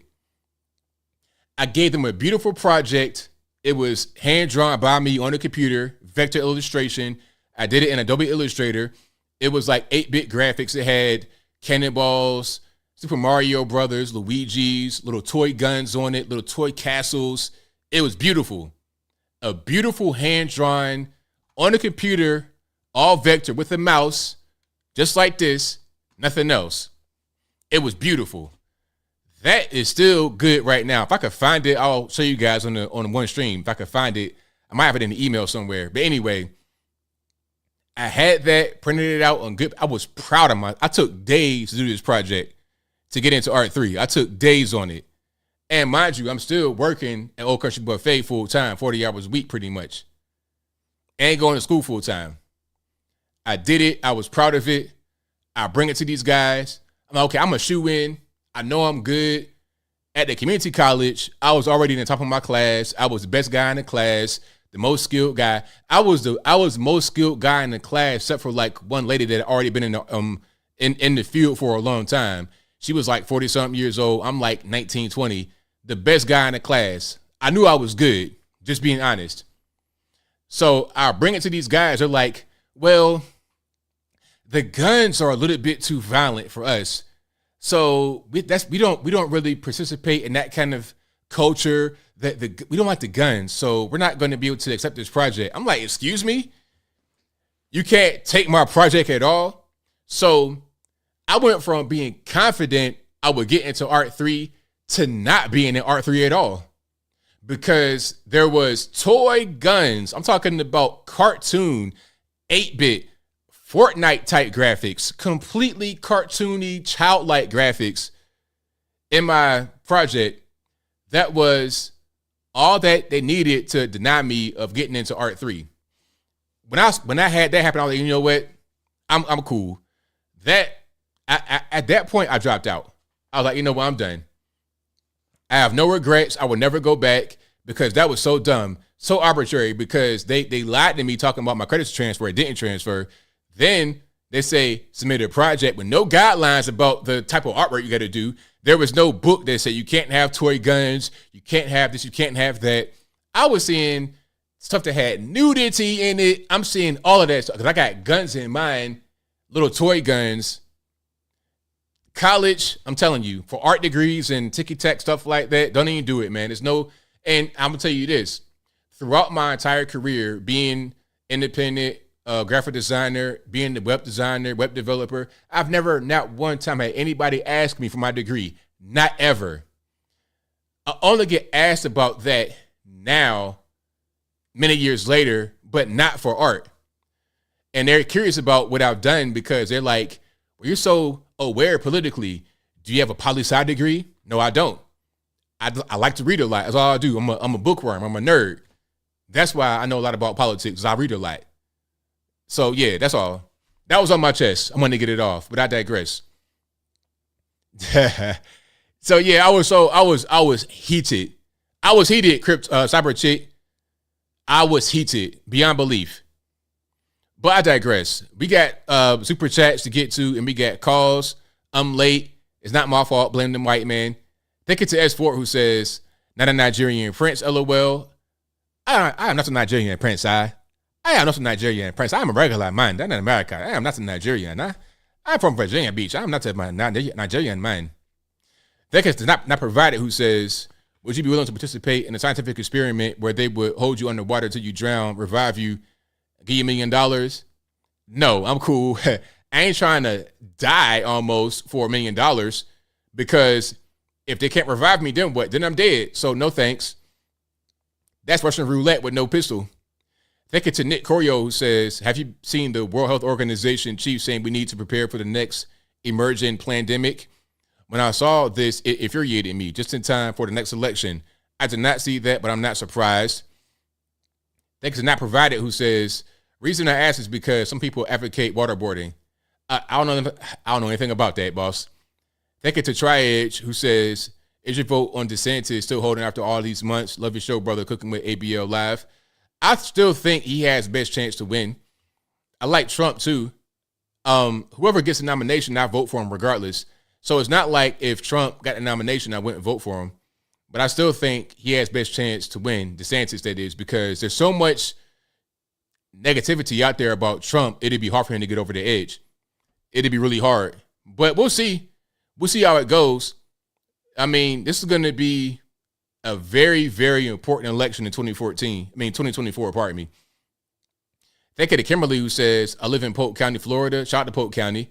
Trump DeSantis lost me with his HB 269 BS. And then give me this right here with the heart emoji. Your content. Oh, love your content. Thank you for that. Thank you to SRC, who says, I have new academic papers on Democrats and crime, lies about PRA, where to send you links. Much bro love from Kentucky. You can send it to my email, contact@anthonyblogan.com. The link, well, my email's on the website, of course, anthonyblogan.com. But the email again is contact@anthonyblogan.com.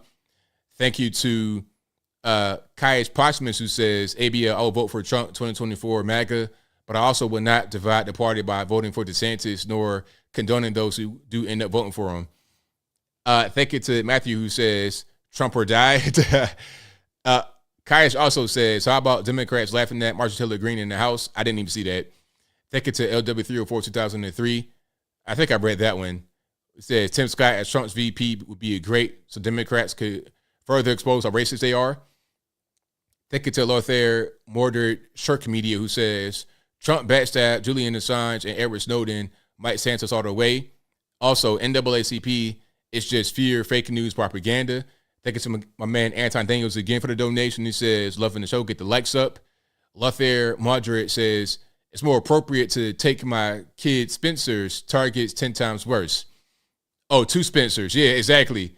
It's more appropriate to take your kids to Spencer's. Like, they'll have more kid-appropriate things in Spencer's gifts than Target. That's crazy. When I was a kid, it was like taboo to go on to Spencer's, but now that is less of a taboo place than Target. Thank you to LW, who says, BLM didn't get the memo. If someone hands you $1 billion, it's best you learn how to be a billionaire, not up the ante on scamming. Exactly. Thank you to Kaius Postmus, who says, would you support aggressive steps at our border? I mean, absolutely. What you mean? Aggressive steps like what? Drones? Hey, man, I'm with it. I'm with it, man. Thank you to Lothair, who says, Red Hot Chili Peppers and the band Tool have made songs about how bad California is. Californication. Shout out to your man from RHCP. All right, that'll be right for Super Chats. We got calls on deck. I know I'm late, but it's not my fault. Blame the white man. The number to call is 434-658-1220. Again, 434-658-1220. And about that border, I got a video tomorrow that's going to blow your mind about the border.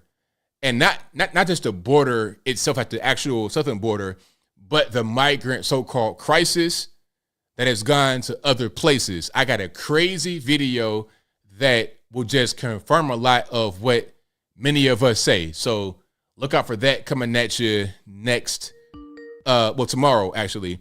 Let me get my sound together right quick. Y'all give me a moment. And let's do this. There we go. Boom. We lit.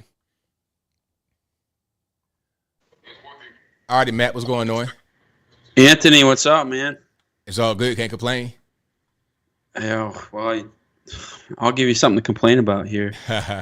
Dude, you are like a mouthpiece for white extremism and supremacy. Is that right? Yeah.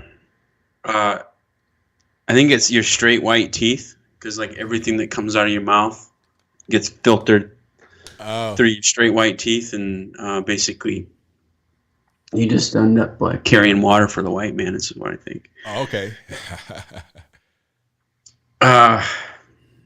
You know, that picture of Patrice Cullors that you had where she's like dressed as like a bird. Yeah. She looks like the final boss in a Transylvania game or something like that. Like a BLM eagle laying the egg or something. I mean, what is she doing? Oh man. And so this whole thing of like black people being white supremacists or Mexicans. I mean my Taco Bell is white supremacist, for crying out loud. I mean, of course. And I'm saying this as a black lesbian.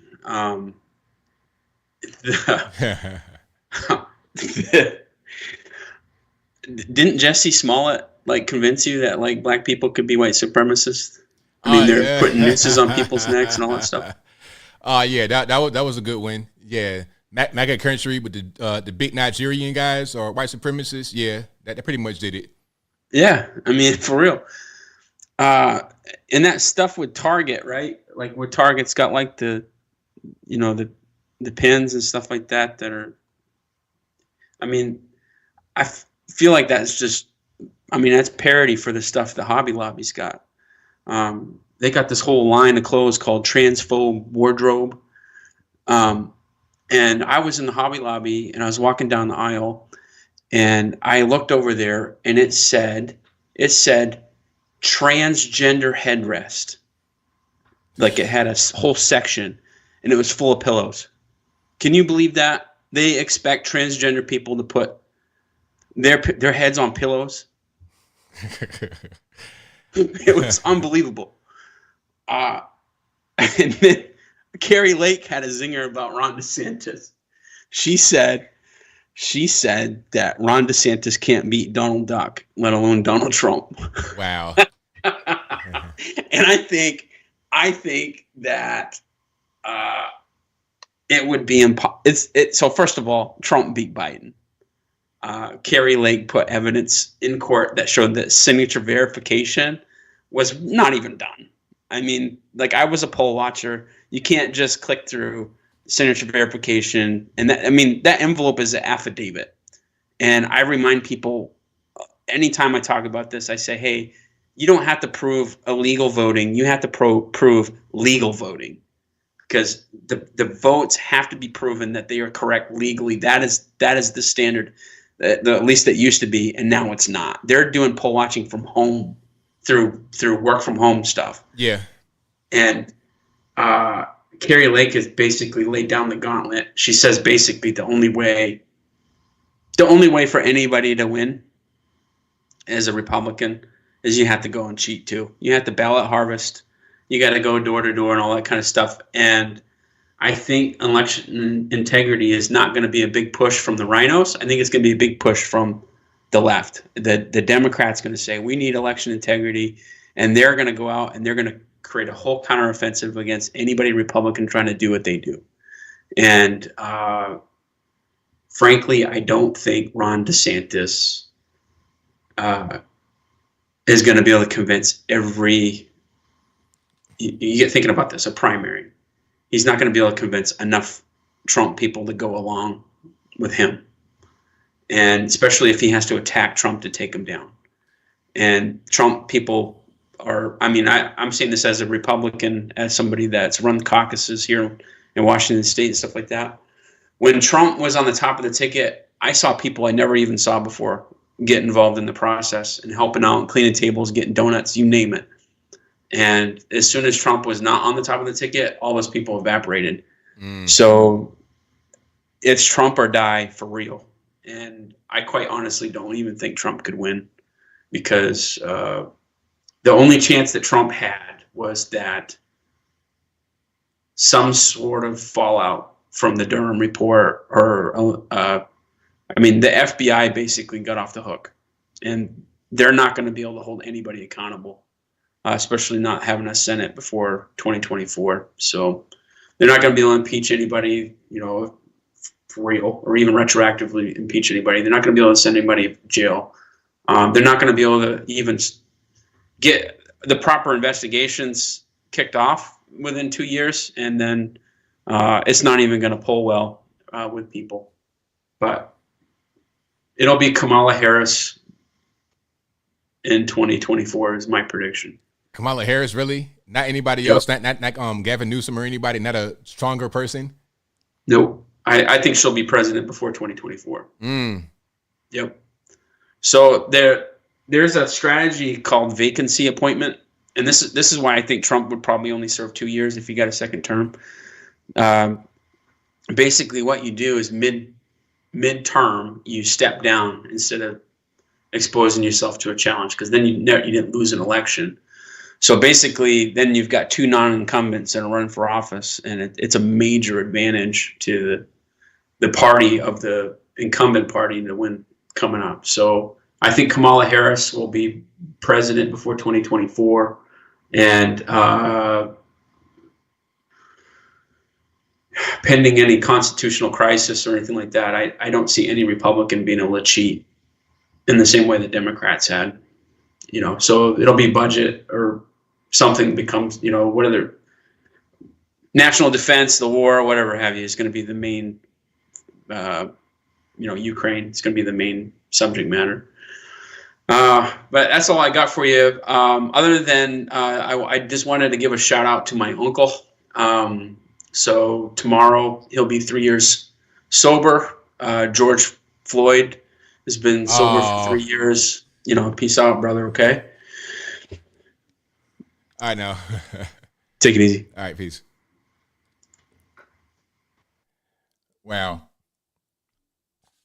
So yeah, it's interesting. We're going to see what happens with the whole Trump DeSantis thing during the primary. It's going to be very interesting. The whole primary season and really up until 2024 is Biden going to be able to make it, because I don't really see that he's going to make it too much longer in his current presidency, let alone another campaign. Who am I speaking to? 757. Yeah, Mr. Logan, Chesapeake Bob here, sir. How you doing? Oh, well, man. How about yourself?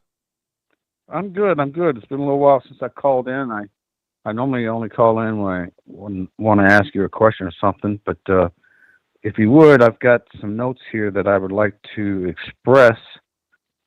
Keep it short, less than a minute, if that's okay with you. All righty. Okay, and Ivan, if you're listening, this is how you do it. You call in, you ask permission respectfully to state your opinion. You write them down, and then you express your opinion. Okay, just to put that out there. Okay, so I have cut out Bud Light. Just to let you know, I was drinking Bud Light for 30 years, and I cut it out because that was my call. I mean, I didn't know all the stuff that was going on behind the background, and I didn't realize that there are millions of Bobs out there. That was kind of interesting to see. And when it comes to Tarjay, I've always said, look, you do you, I'll do me. Okay? I'm always good with that. I was always good with that until they started pushing it on kids. That's a line, at least in my world, you don't cross. You leave my kids alone. Let them grow up on their own, guided by their parents. All right, there's a Walmart, you know the area I'm talking about. There's a Walmart right underneath 168 bypass. There's a Target on the right. You go right down Etheridge Manor. There's a Walmart right there. I will be going to the Walmart from now on. And again, like I said, if you're 18 and over, I don't care what you do. Just leave me alone. I'll leave you alone. But if you start pushing this on the kids, that's where we got a problem. So I appreciate you expressing or allowing me to express my opinion. And thank you for the call, sir. Thank you for the call, man. Appreciate you. Bye. That's how you do it. Yeah. Let's go to the Walmart. Just, you got to vote with your wallet. That's where you got to do it. And I think that will give them the message, because if we could say certain things, but if it's not followed with action, then, it means nothing to these people. So, yeah, that's the way you go about it. All right. Let's go to 859. You're on the line. Who am I speaking to? ABL, how's it going? It's me from West Kentucky, the Libertarian. What's up, buddy? And I'm loving the show. I'm really appreciating it.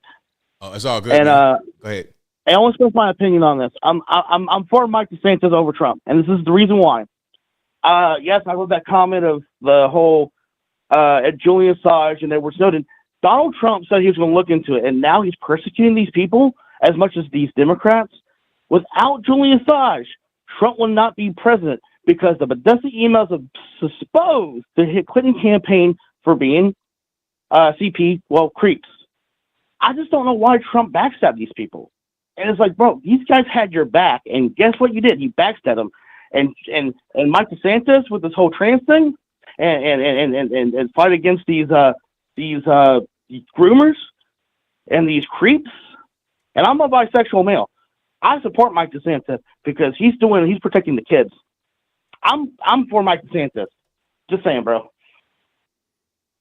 Right. I mean, well, I hear you, and I think we're going to see a lot of that, different opinions about DeSantis or Trump coming up in the primary. So we're going to see how it works out.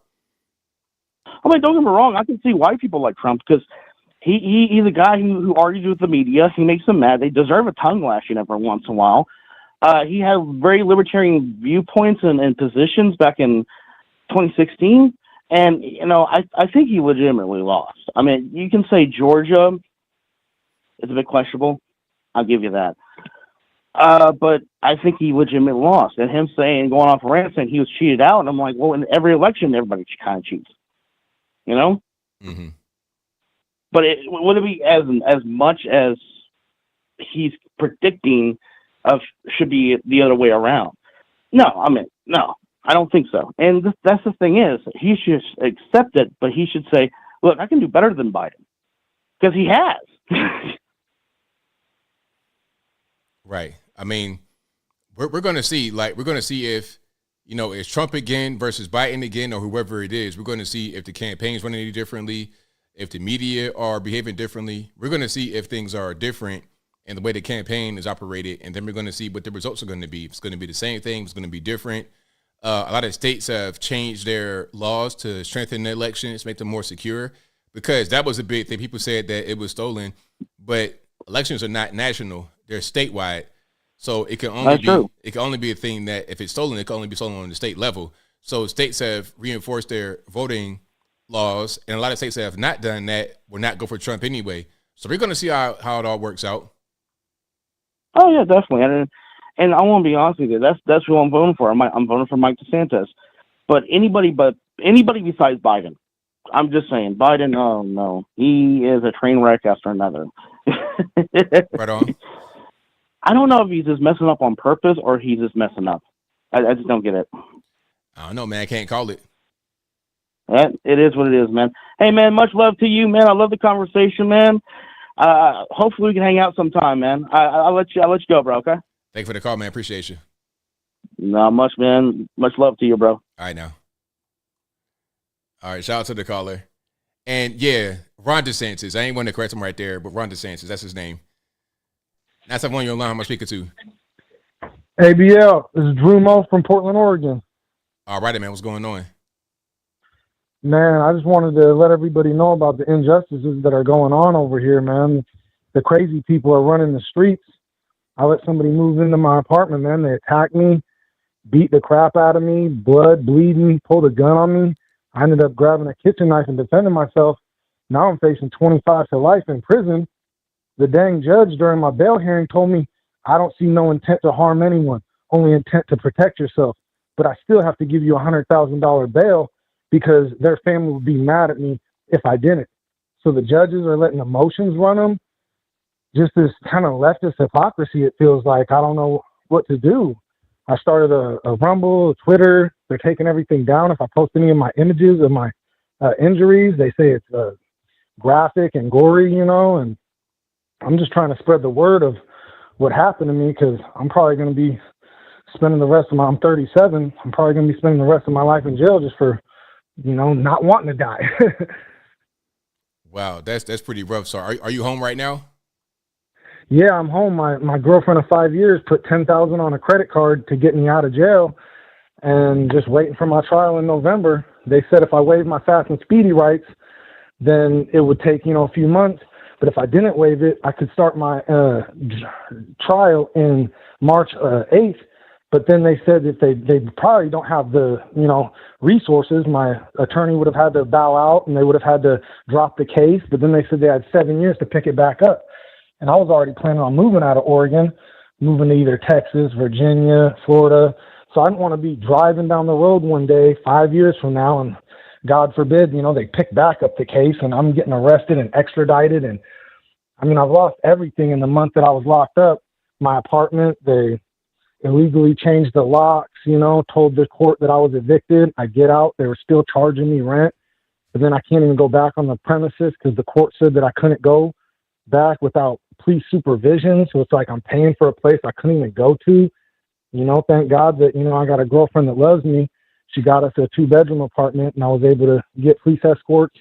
They would only give me 15 minutes at a time. So it took me about 20 times till they were like, sir, this is illegal. you're only allowed this one time. It's written down that you've done this over 10 times. I was like, yeah, it's closer to 20. Just give me 5 more minutes. So it's like I got out Friday the 13th.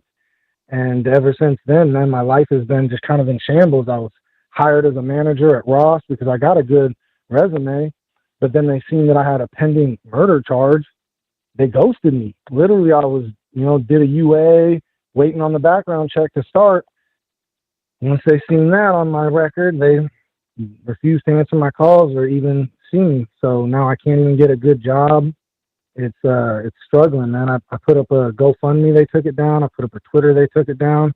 I have a Give, Send, Go, Drew Mo. I just got $50 on that today. I'm just trying to get the $10,000 back to pay my girlfriend back because she put it on a credit card, and every month it accrues $200 in interest. So I'm just kind of got me a little shaky just talking about it. I just hate owing people money. I hear you, man. So I'm not sure what I can really do, but send me an email and I'll see what's going on with it, man. Hey, man, I appreciate it. I'm just trying to spread the word because I feel like if people don't hear about my case, I'm going to get railroaded. I mean, the judge is already saying he didn't see intent, but yet he's charging me. I feel like I should have been released. I have no criminal history, just on my own recognizance to fight my case. I'm not going to run.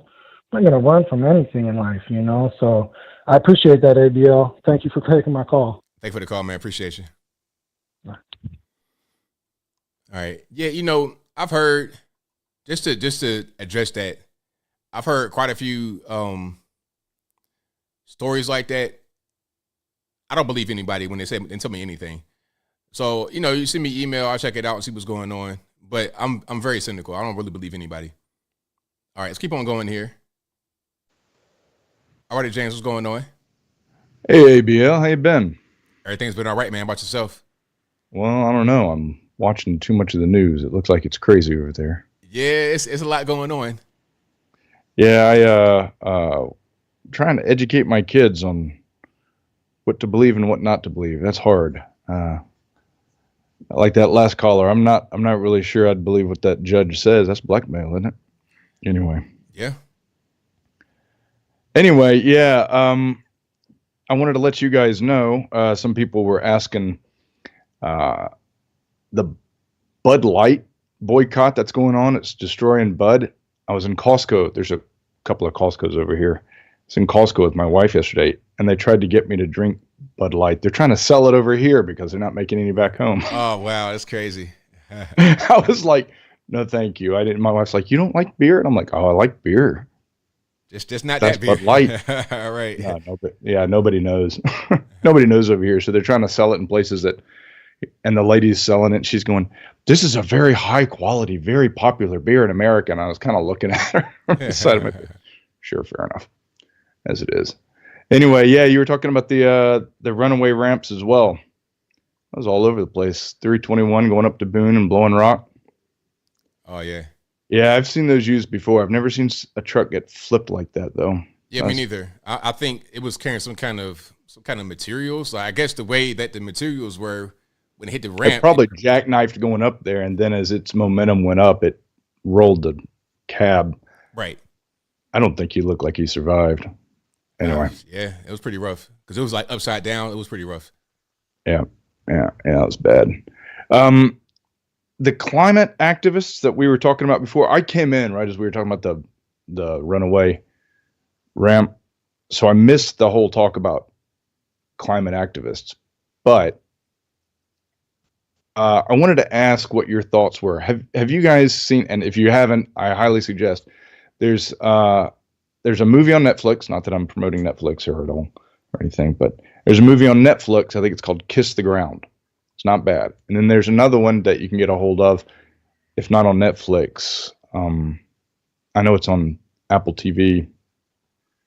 It's called The Biggest Little Farm. And they're looking at holistic farming. And one of the guys who's teaching them how to do this is going through the climate science, the actual science of, by the way, there's a book called The State of Fear that's I also highly recommend. Anyway, he's going through what CO2 actually does to the atmosphere and where most of the CO2 actually comes from.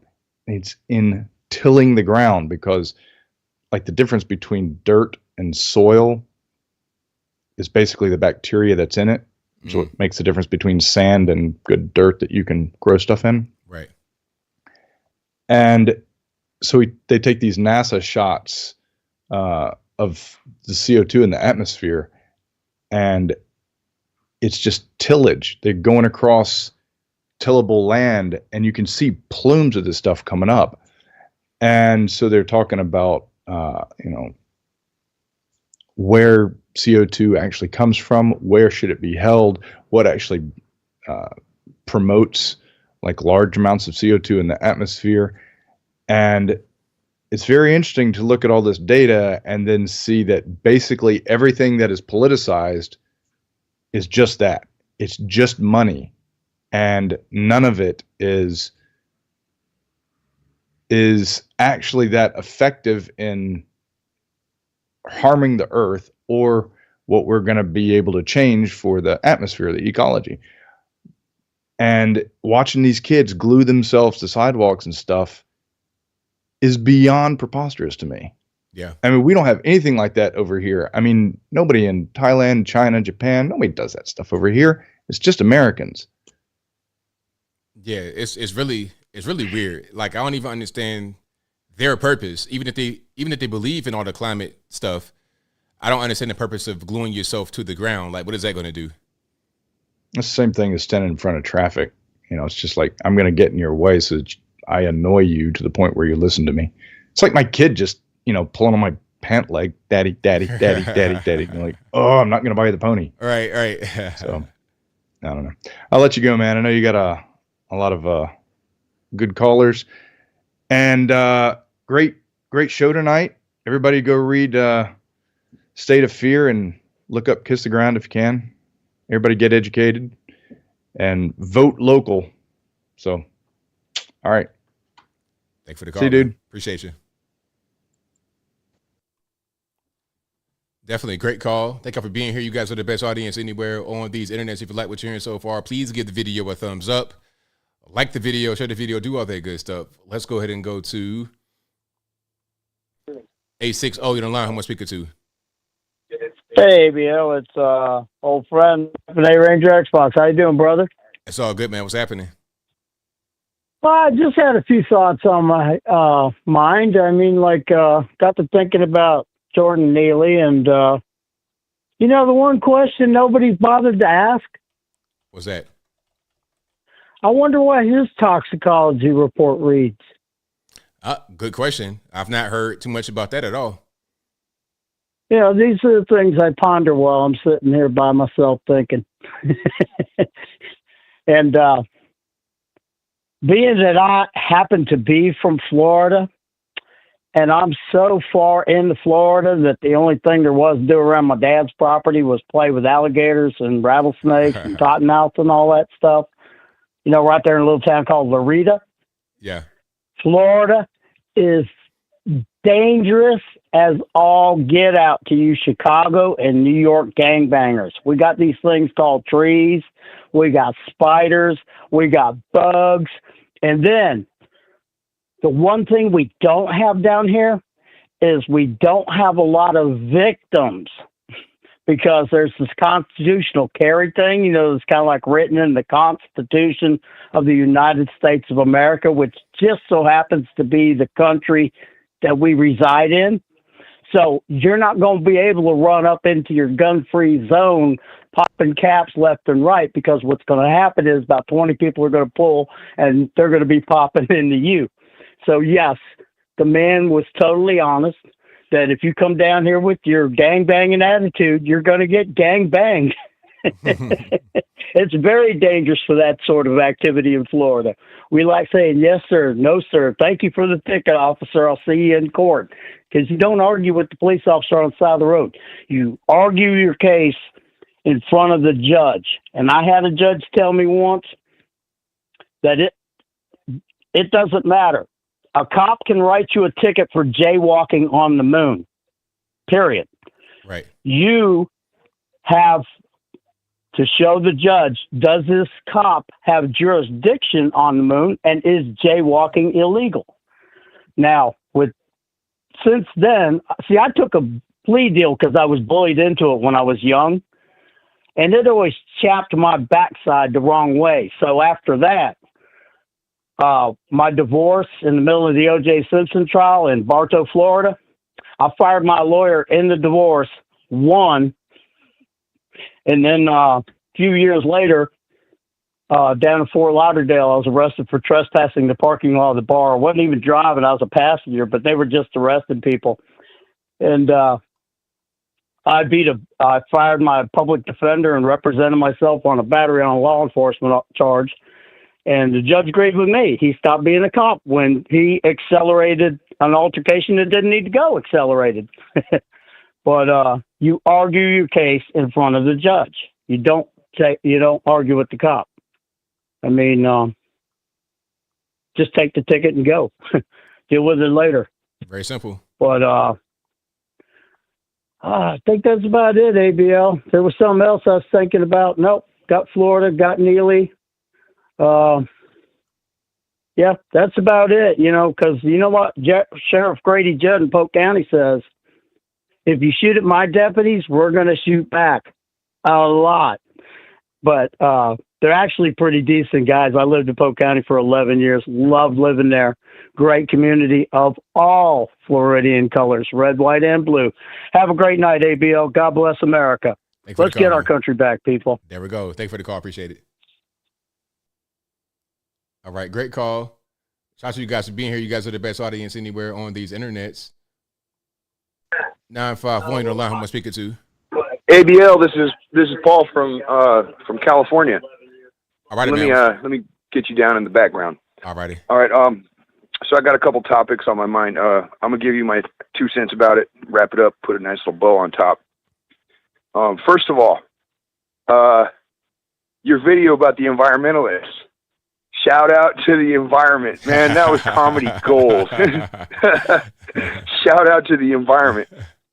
I think everybody agrees that we all love our environment. We don't want to destroy the earth. None of that.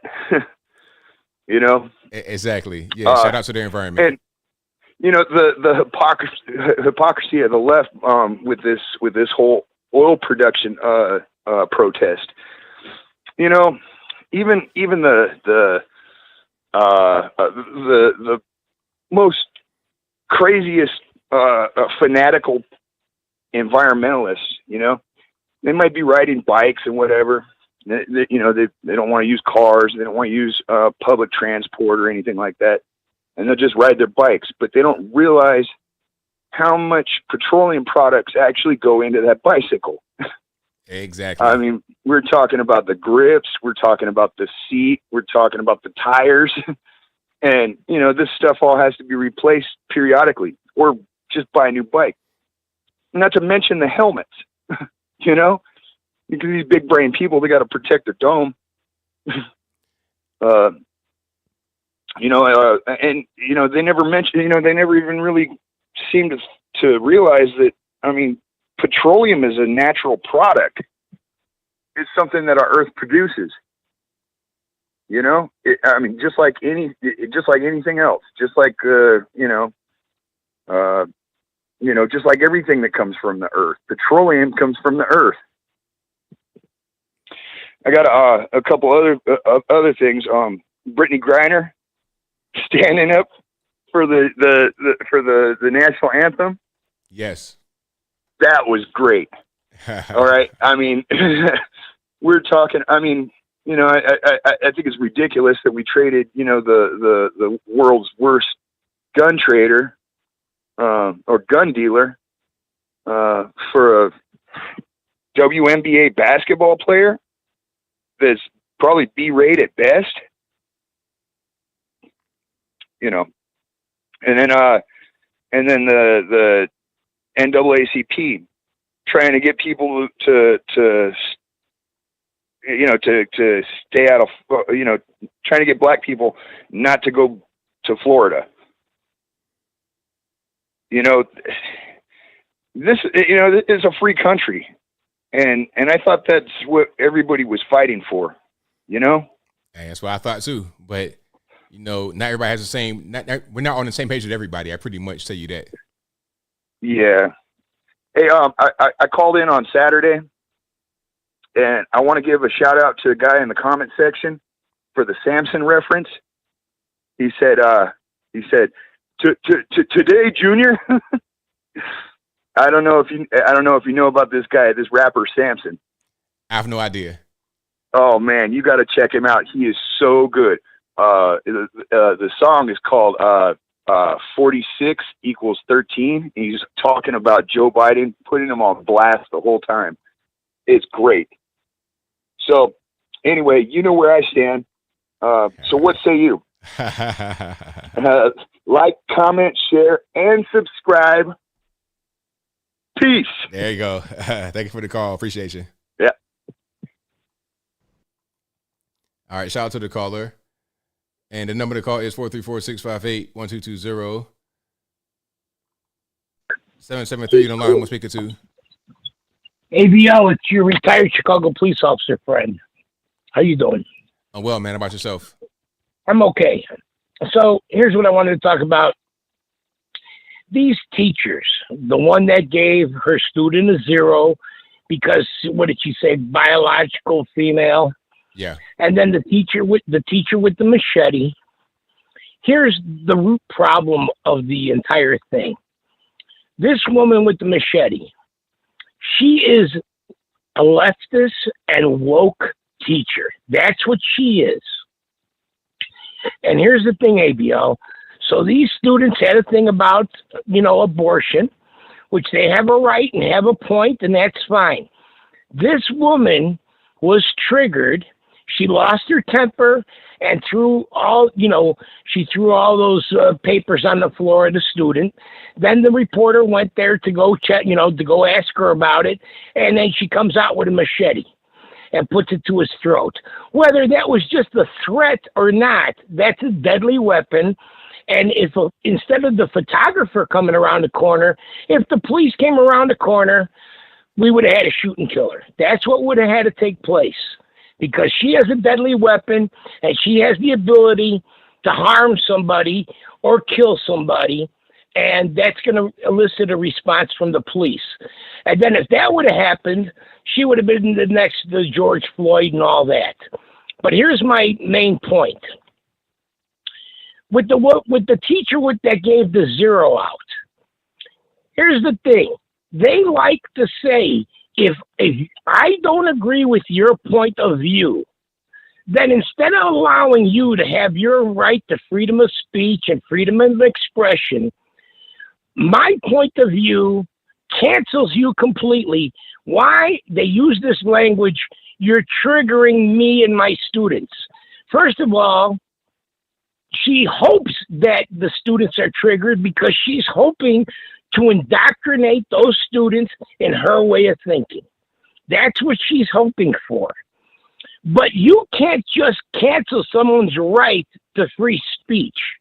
This is what that woman that gave that 0, she should be fired and made an example of, because, our schools should not be allowing teachers to cancel people's constitutional rights.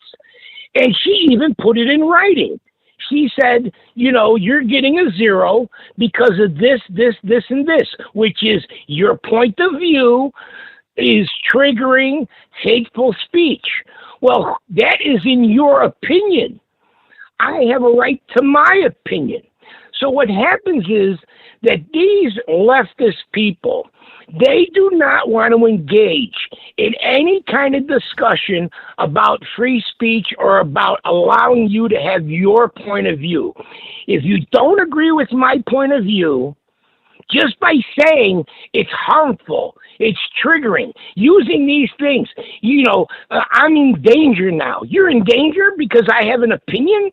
You're in danger for my opinion? Actually, I'm in danger from your machete, not from your opinion. Your machete put me in danger.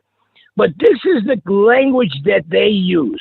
the teacher that gave the zero out, she said, it's hateful speech and exclusionary speech and blah, blah, blah. She wrote it into her syllabus that I'm going to, you could say what you want, but if I disagree with it, I am going to cancel your constitutional right of free speech. It's written there. It's explicit in the syllabus that she wrote. And it's the same for the woman. The woman is obviously, she doesn't know how to handle her emotions, the one with the machete. She doesn't know how to express her emotions. But the fact remains, the reason she was triggered is because those students had a different point of view than hers. And she couldn't handle that. She can't handle, like many of these leftists, they can't handle an opposing point of view. So what do? They cancel your right to freedom of speech. And we, as a people in America, need to stop that. We need to stop allowing these people to get away with arbitrarily canceling your right to freedom of speech. And that's what she's done. She's done it to the students. They try to do it in regular society, and it's unacceptable. As long as you let them get away with it as a society, they're going to keep doing it. There need to be consequences. You no longer can teach here if this is what you're going to do. You can't come over here just like Will Smith can't, just because I don't like what Chris Rock said, I'm going to come up and I'm going to assault you on stage. He did it in a very, public fashion, doing it at the Academy Awards. But it's the same thing. I'm not letting you have your freedom of speech. I'm going to stop you. And that's what these teachers do. And if we started firing them, just we're not giving them a chance. You're not getting a chance to apologize or the school to apologize. If you started suing these schools for hiring these people, they would get in line. You could have your opinion. You want to be a leftist teacher? Fine. I'd rather not have you teach my kids, but you have a right to your opinion. Just like somebody from the Ku Klux Klan has a right to their opinion. Here's the thing.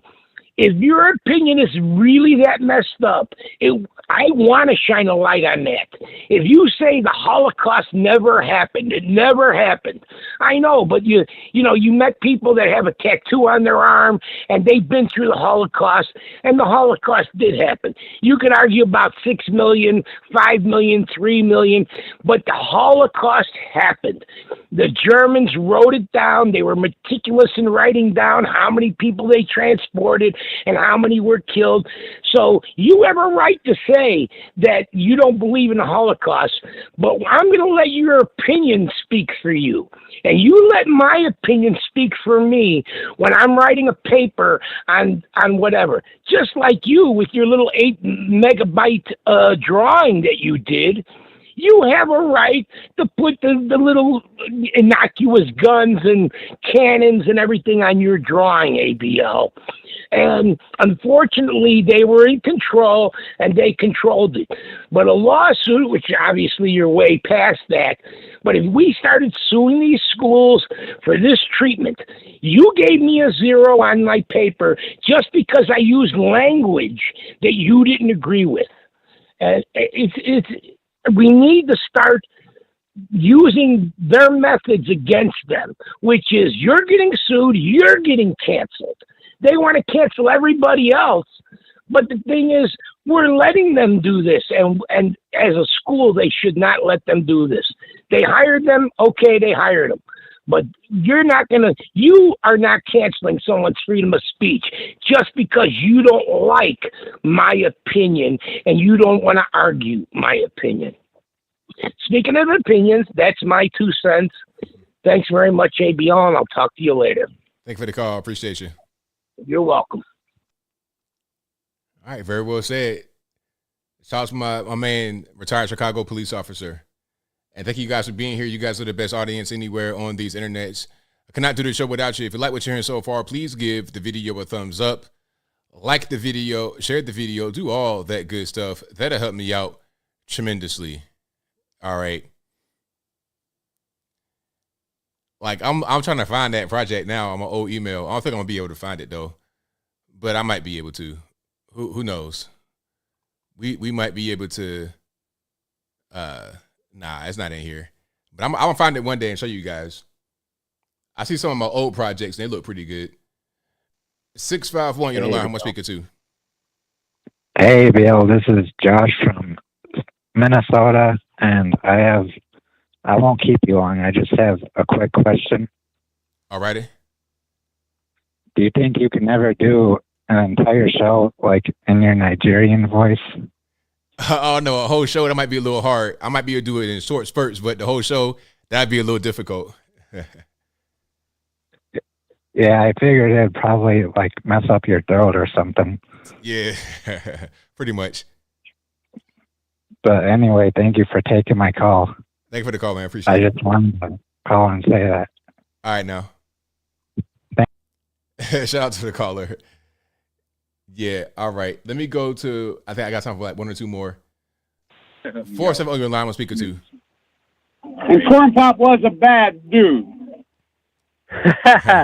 Anthony, hey, it's Greg from Wild and Wacky Atlanta. How you doing, sir? I'm well, man. How about yourself? Pretty good. You know, I haven't gotten shot, stabbed, molested, raped, murdered, or carjacked today, so it's been a pretty good day. There you go. Yeah, so, wow, a lot going on here in Atlanta. Did you hear there's a shootout here? No, I didn't hear about it, actually. Well, what a mini shootout, so let me correct myself. Right, exactly. There's a chase.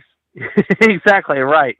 There was a chase from I-20 that ended up in Boulevard near Glenwood Avenue and Grant Park. Several cars, you know, crashed as a result of the high-speed chase, and the Georgia Patrol shot this guy, or shot at him. I don't know.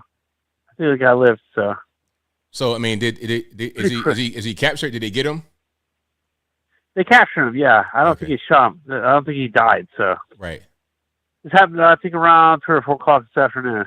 Wow. So I was not too far away at the area at the time. So. Right. So, well, you know, anything can happen here in Wild and Wacky Atlanta, you know. That's right. Kind of makes it exciting. But anyway, yeah, man, a lot going on here. Yeah, DeSantis is running, and I'm going to vote for Trump, of course. You know, I think we need to finish what we started back in 2016. Trump is tried and true, and that's what we need to go for. I don't think we need to waste time, you know, vote for DeSantis. After Trump's gone, after the next 4 years, maybe DeSantis, but not now. What do you think? Yeah, you know what? I've been hearing that consistently. That's like been the thing everybody says. It's like, let Trump get in one more time. Then after he's finished, then let DeSantis come in. That's what I'm hearing. That's what everybody's pretty much been saying. Those that want to vote for Trump. That's what I hear. Yeah, we need to finish what we started. Plus, Trump pisses off the left more than DeSantis, times 1,000 or more. And that's what I want to do. I want to really piss off the left. That's my goal, is to waste their emotions, waste their energy, and just piss the hell out of them, to put it politely. I mean, it sounds good to me. Yeah. Hey, I took the 23andMe test recently. I got my test back on, results back on Friday the 19th. Mm-hmm. And I'm 98.6% Western European. So people who don't like white people can hate me 100%. But here's the interesting part. I'm British, Irish, and Scottish. So the British oppressed the Irish and the Scottish for several hundred years. So I owe reparations to myself. So I don't know how that's going to work out. That's funny. Not only that, but I'm 0.8% African American. Ah, well, you got everything going on. Yeah. Because I'm 0.8% Northern African. Ah. So that means my ancestry 0.8% could come from Morocco, Egypt, Tunisia, in those countries there, Libya, in the Berbers, maybe, I don't know. Yeah. So what I want to do is I want to wear a T-shirt that says "Stolen from Ireland" with the Irish flag on it, and have the African pendant, the gold pendant with the shape of Africa on the outside of my shirt. How do you think that'll go over? That's going to be very controversial. That's not going to go over too well. I know. I think I'll get my asses kicked by some black guys. They'll be like, "Screw you, you white guy," whitey. But no, I'm part African American, so I should be able to display the African pendant on my necklace, right? Well, hey, man, I say, but you know what? At this point in time, people do all kind of stuff. So if you got the Rachel Dolezals and the Sean Kings, people who are clearly white that pretend to be black, I think he might be okay, actually. Well, actually, I'm not black African. I'm part Northern African, so Right. I had it well. Right. So anyway, man, you take care. I went to Perimeter Mall this afternoon. I didn't see you there. I know you like to hang out there, so I was looking for you. Right, okay. But anyway, man, you take care. Have a great night, and I'll talk to you later. Man, thank you for the call, man. Appreciate you. Hey, be safe when you come to Atlanta. Oh, we'll do all the time. Bye-bye. See you, bye. All right, shout out to my man for the call. I have time maybe for one more. Let's do one more. 619, you're the line. Who am I speaking to? Hey, ABL, it's Kathleen in San Diego. All righty. How's everything going? Hey, San Diego is great. LA, San Francisco, total toilets. I cannot blame you for not wanting to go there. Yeah, I definitely don't. Like when last time I went to LA, I was not impressed.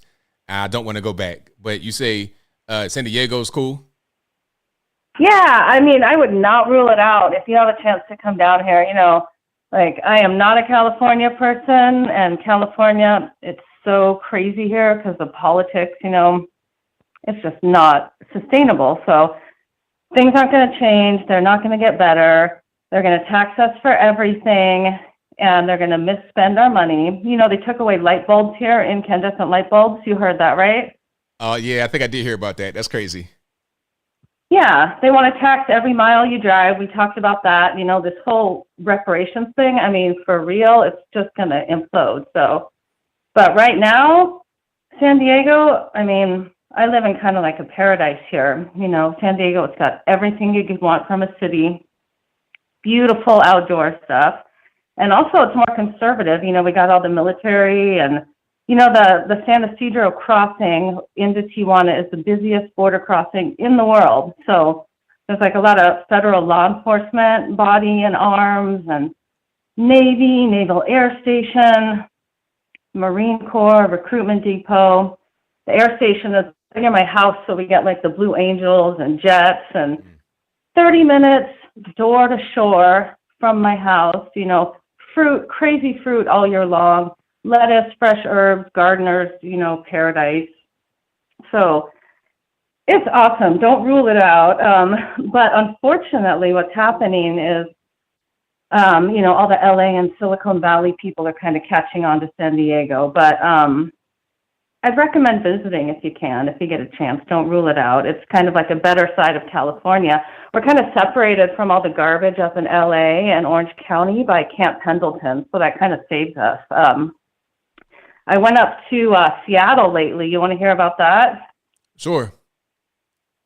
Okay, cool. So, speaking of Silicon Valley kind of types, we drove up from San Diego to Seattle. I used to go to university there, so shout out to Bastyr University. And the Northwest is so beautiful, but all those cities, Eugene, Portland, Seattle, Bellingham, they're kind of toilets, just like LA and San Francisco. They're not totally lost, but Seattle and Bellingham, wow. I went to college there, almost 15 years ago, and I haven't really been back since. Shanty towns, drug use. Even on the Oregon coast, Oregon and New Jersey are the only states where you can't pump your own gas. So people come and pump your own gas, and we had like transsexuals at Costco pumping gas, and then we roll into Seattle, and it's just full of feminized men and gender ambiguous people. Bellingham, we like walk around town, 5-10 mile walk around town, check out the scene, stop at some breweries, get the temperature of the towns we visit. And it was like the LGB flag everywhere, BLM in the windows. It was just, it was pretty crazy in downtown Bellingham. So it's kind of lost up there on those bigger cities along the coast, but a lot of Washington and Oregon can be kind of conservative. So don't rule that off either. But I want to tell you this one last thing about Seattle. This was crazy. It was my boyfriend's kind of first time there. So I'm like showing him around these fancy neighborhoods, cool neighborhoods. And then I'm like, oh, so they say up on Aurora is where the hookers are. So let's go see if we can see the seedy part of Seattle. I kind of remember seeing a girl here or there. So we drive up there. We drive for about a mile. And in that time, we see so many hookers, young girls, and they are dressed provocatively, wearing almost nothing. They look like they just stepped out of the strip clubs that line the boulevard. It was shocking. And I told my friends that live there, I'm like, did you know that's going on up in Aurora? They had no idea, and it's right near their house, right near the fancy neighborhoods, right near everything in town. And my friend said, oh, it sounds like a stripper parade. And that's what it looked like. It was shocking. So those towns are lost. They're over. And we were like, let's get back to San Diego, man. It's more chill, more conservative. This place is crazy. Yeah, I definitely see that for sure. Got to get back to a sane environment. Yeah, with like beaches for miles. Anyway, I also agree with Trump's DeSantis 2024. So I'm with you guys. Thanks for the time. Thank you for the call. Definitely appreciate you. Love all you guys. Bye. All right. Shout out to the caller, and that will be a wrap for me. If you couldn't get on tonight, don't blame me. Blame the white man. It's not my fault. But I'll be back here live again on Saturday. Of course, same bad time, same bad place. 8 p.m. Eastern time. It's right now, 11 p.m. Eastern time. I'm here every day putting out pre-recorded videos. Y'all, please, if you're not subscribed to the channel, please do so. Tell a friend to subscribe to the channel as well. We'll get to 1 million views eventually. I think what happened, I was told that when I was putting out short videos, it took away from my regular videos. Because I had a lot of short videos that went mega viral, like almost 10 million views on one. It was crazy. So I had a few of those that really went up. But they say once you kind of get a lot of traction on your shorts, it takes away from your regular. So it's just a weird little thing I'm trying to balance. But I might have to put out another short to get it. It's weird. It's some technical stuff. But I'm here. You guys are great. I'll be back live again on, like I said, Saturday. But I'm here every day putting out pre-recorded content. I got some good videos coming out tomorrow, some things that'll really blow your mind, some things that you would expect, but once you see it and it's right in front of your face, you can't really unsee it. So thank y'all again for joining. I got super chats to read right quick that I've not read. Then I might put the bowl clean on top. Thank you to Heir to the Rhine, who says Thomas Sowell and Walter Williams are a great start for the kids to learn. And thank you to R. Scott, who says Tina Turner relinquished her U.S. citizenship. Did she? Did she relinquish it, or did she just have a dual citizenship? Let me see. Because where did she die at? Let me see. Where did she pass away at? All right. Oh, she was in Switzerland. Okay, yeah, she was in Zurich. That's random. Like, why go to Switzerland? Anyway, you from Memphis, Tennessee, then go to Switzerland? Like, I don't know. Whatever. But RP to Tina Turner. And thank you guys again for being here. Shout out to the mods for keeping the trolls nice and in check. Thank you guys for watching, for retweeting, super chat, and whatever you do. I appreciate you. And this is a podcast you're listening to right now. It'll be available on your favorite audio streaming platform, whether it be Google Play, Spotify, Stitcher, Anchor, Apple, iTunes, etc. Link for that will be in the description. Or go to your favorite audio streaming platform and search ABL Live. I should pop right on up. And that will be a wrap. So until next time, y'all be safe. I'm out. And peace.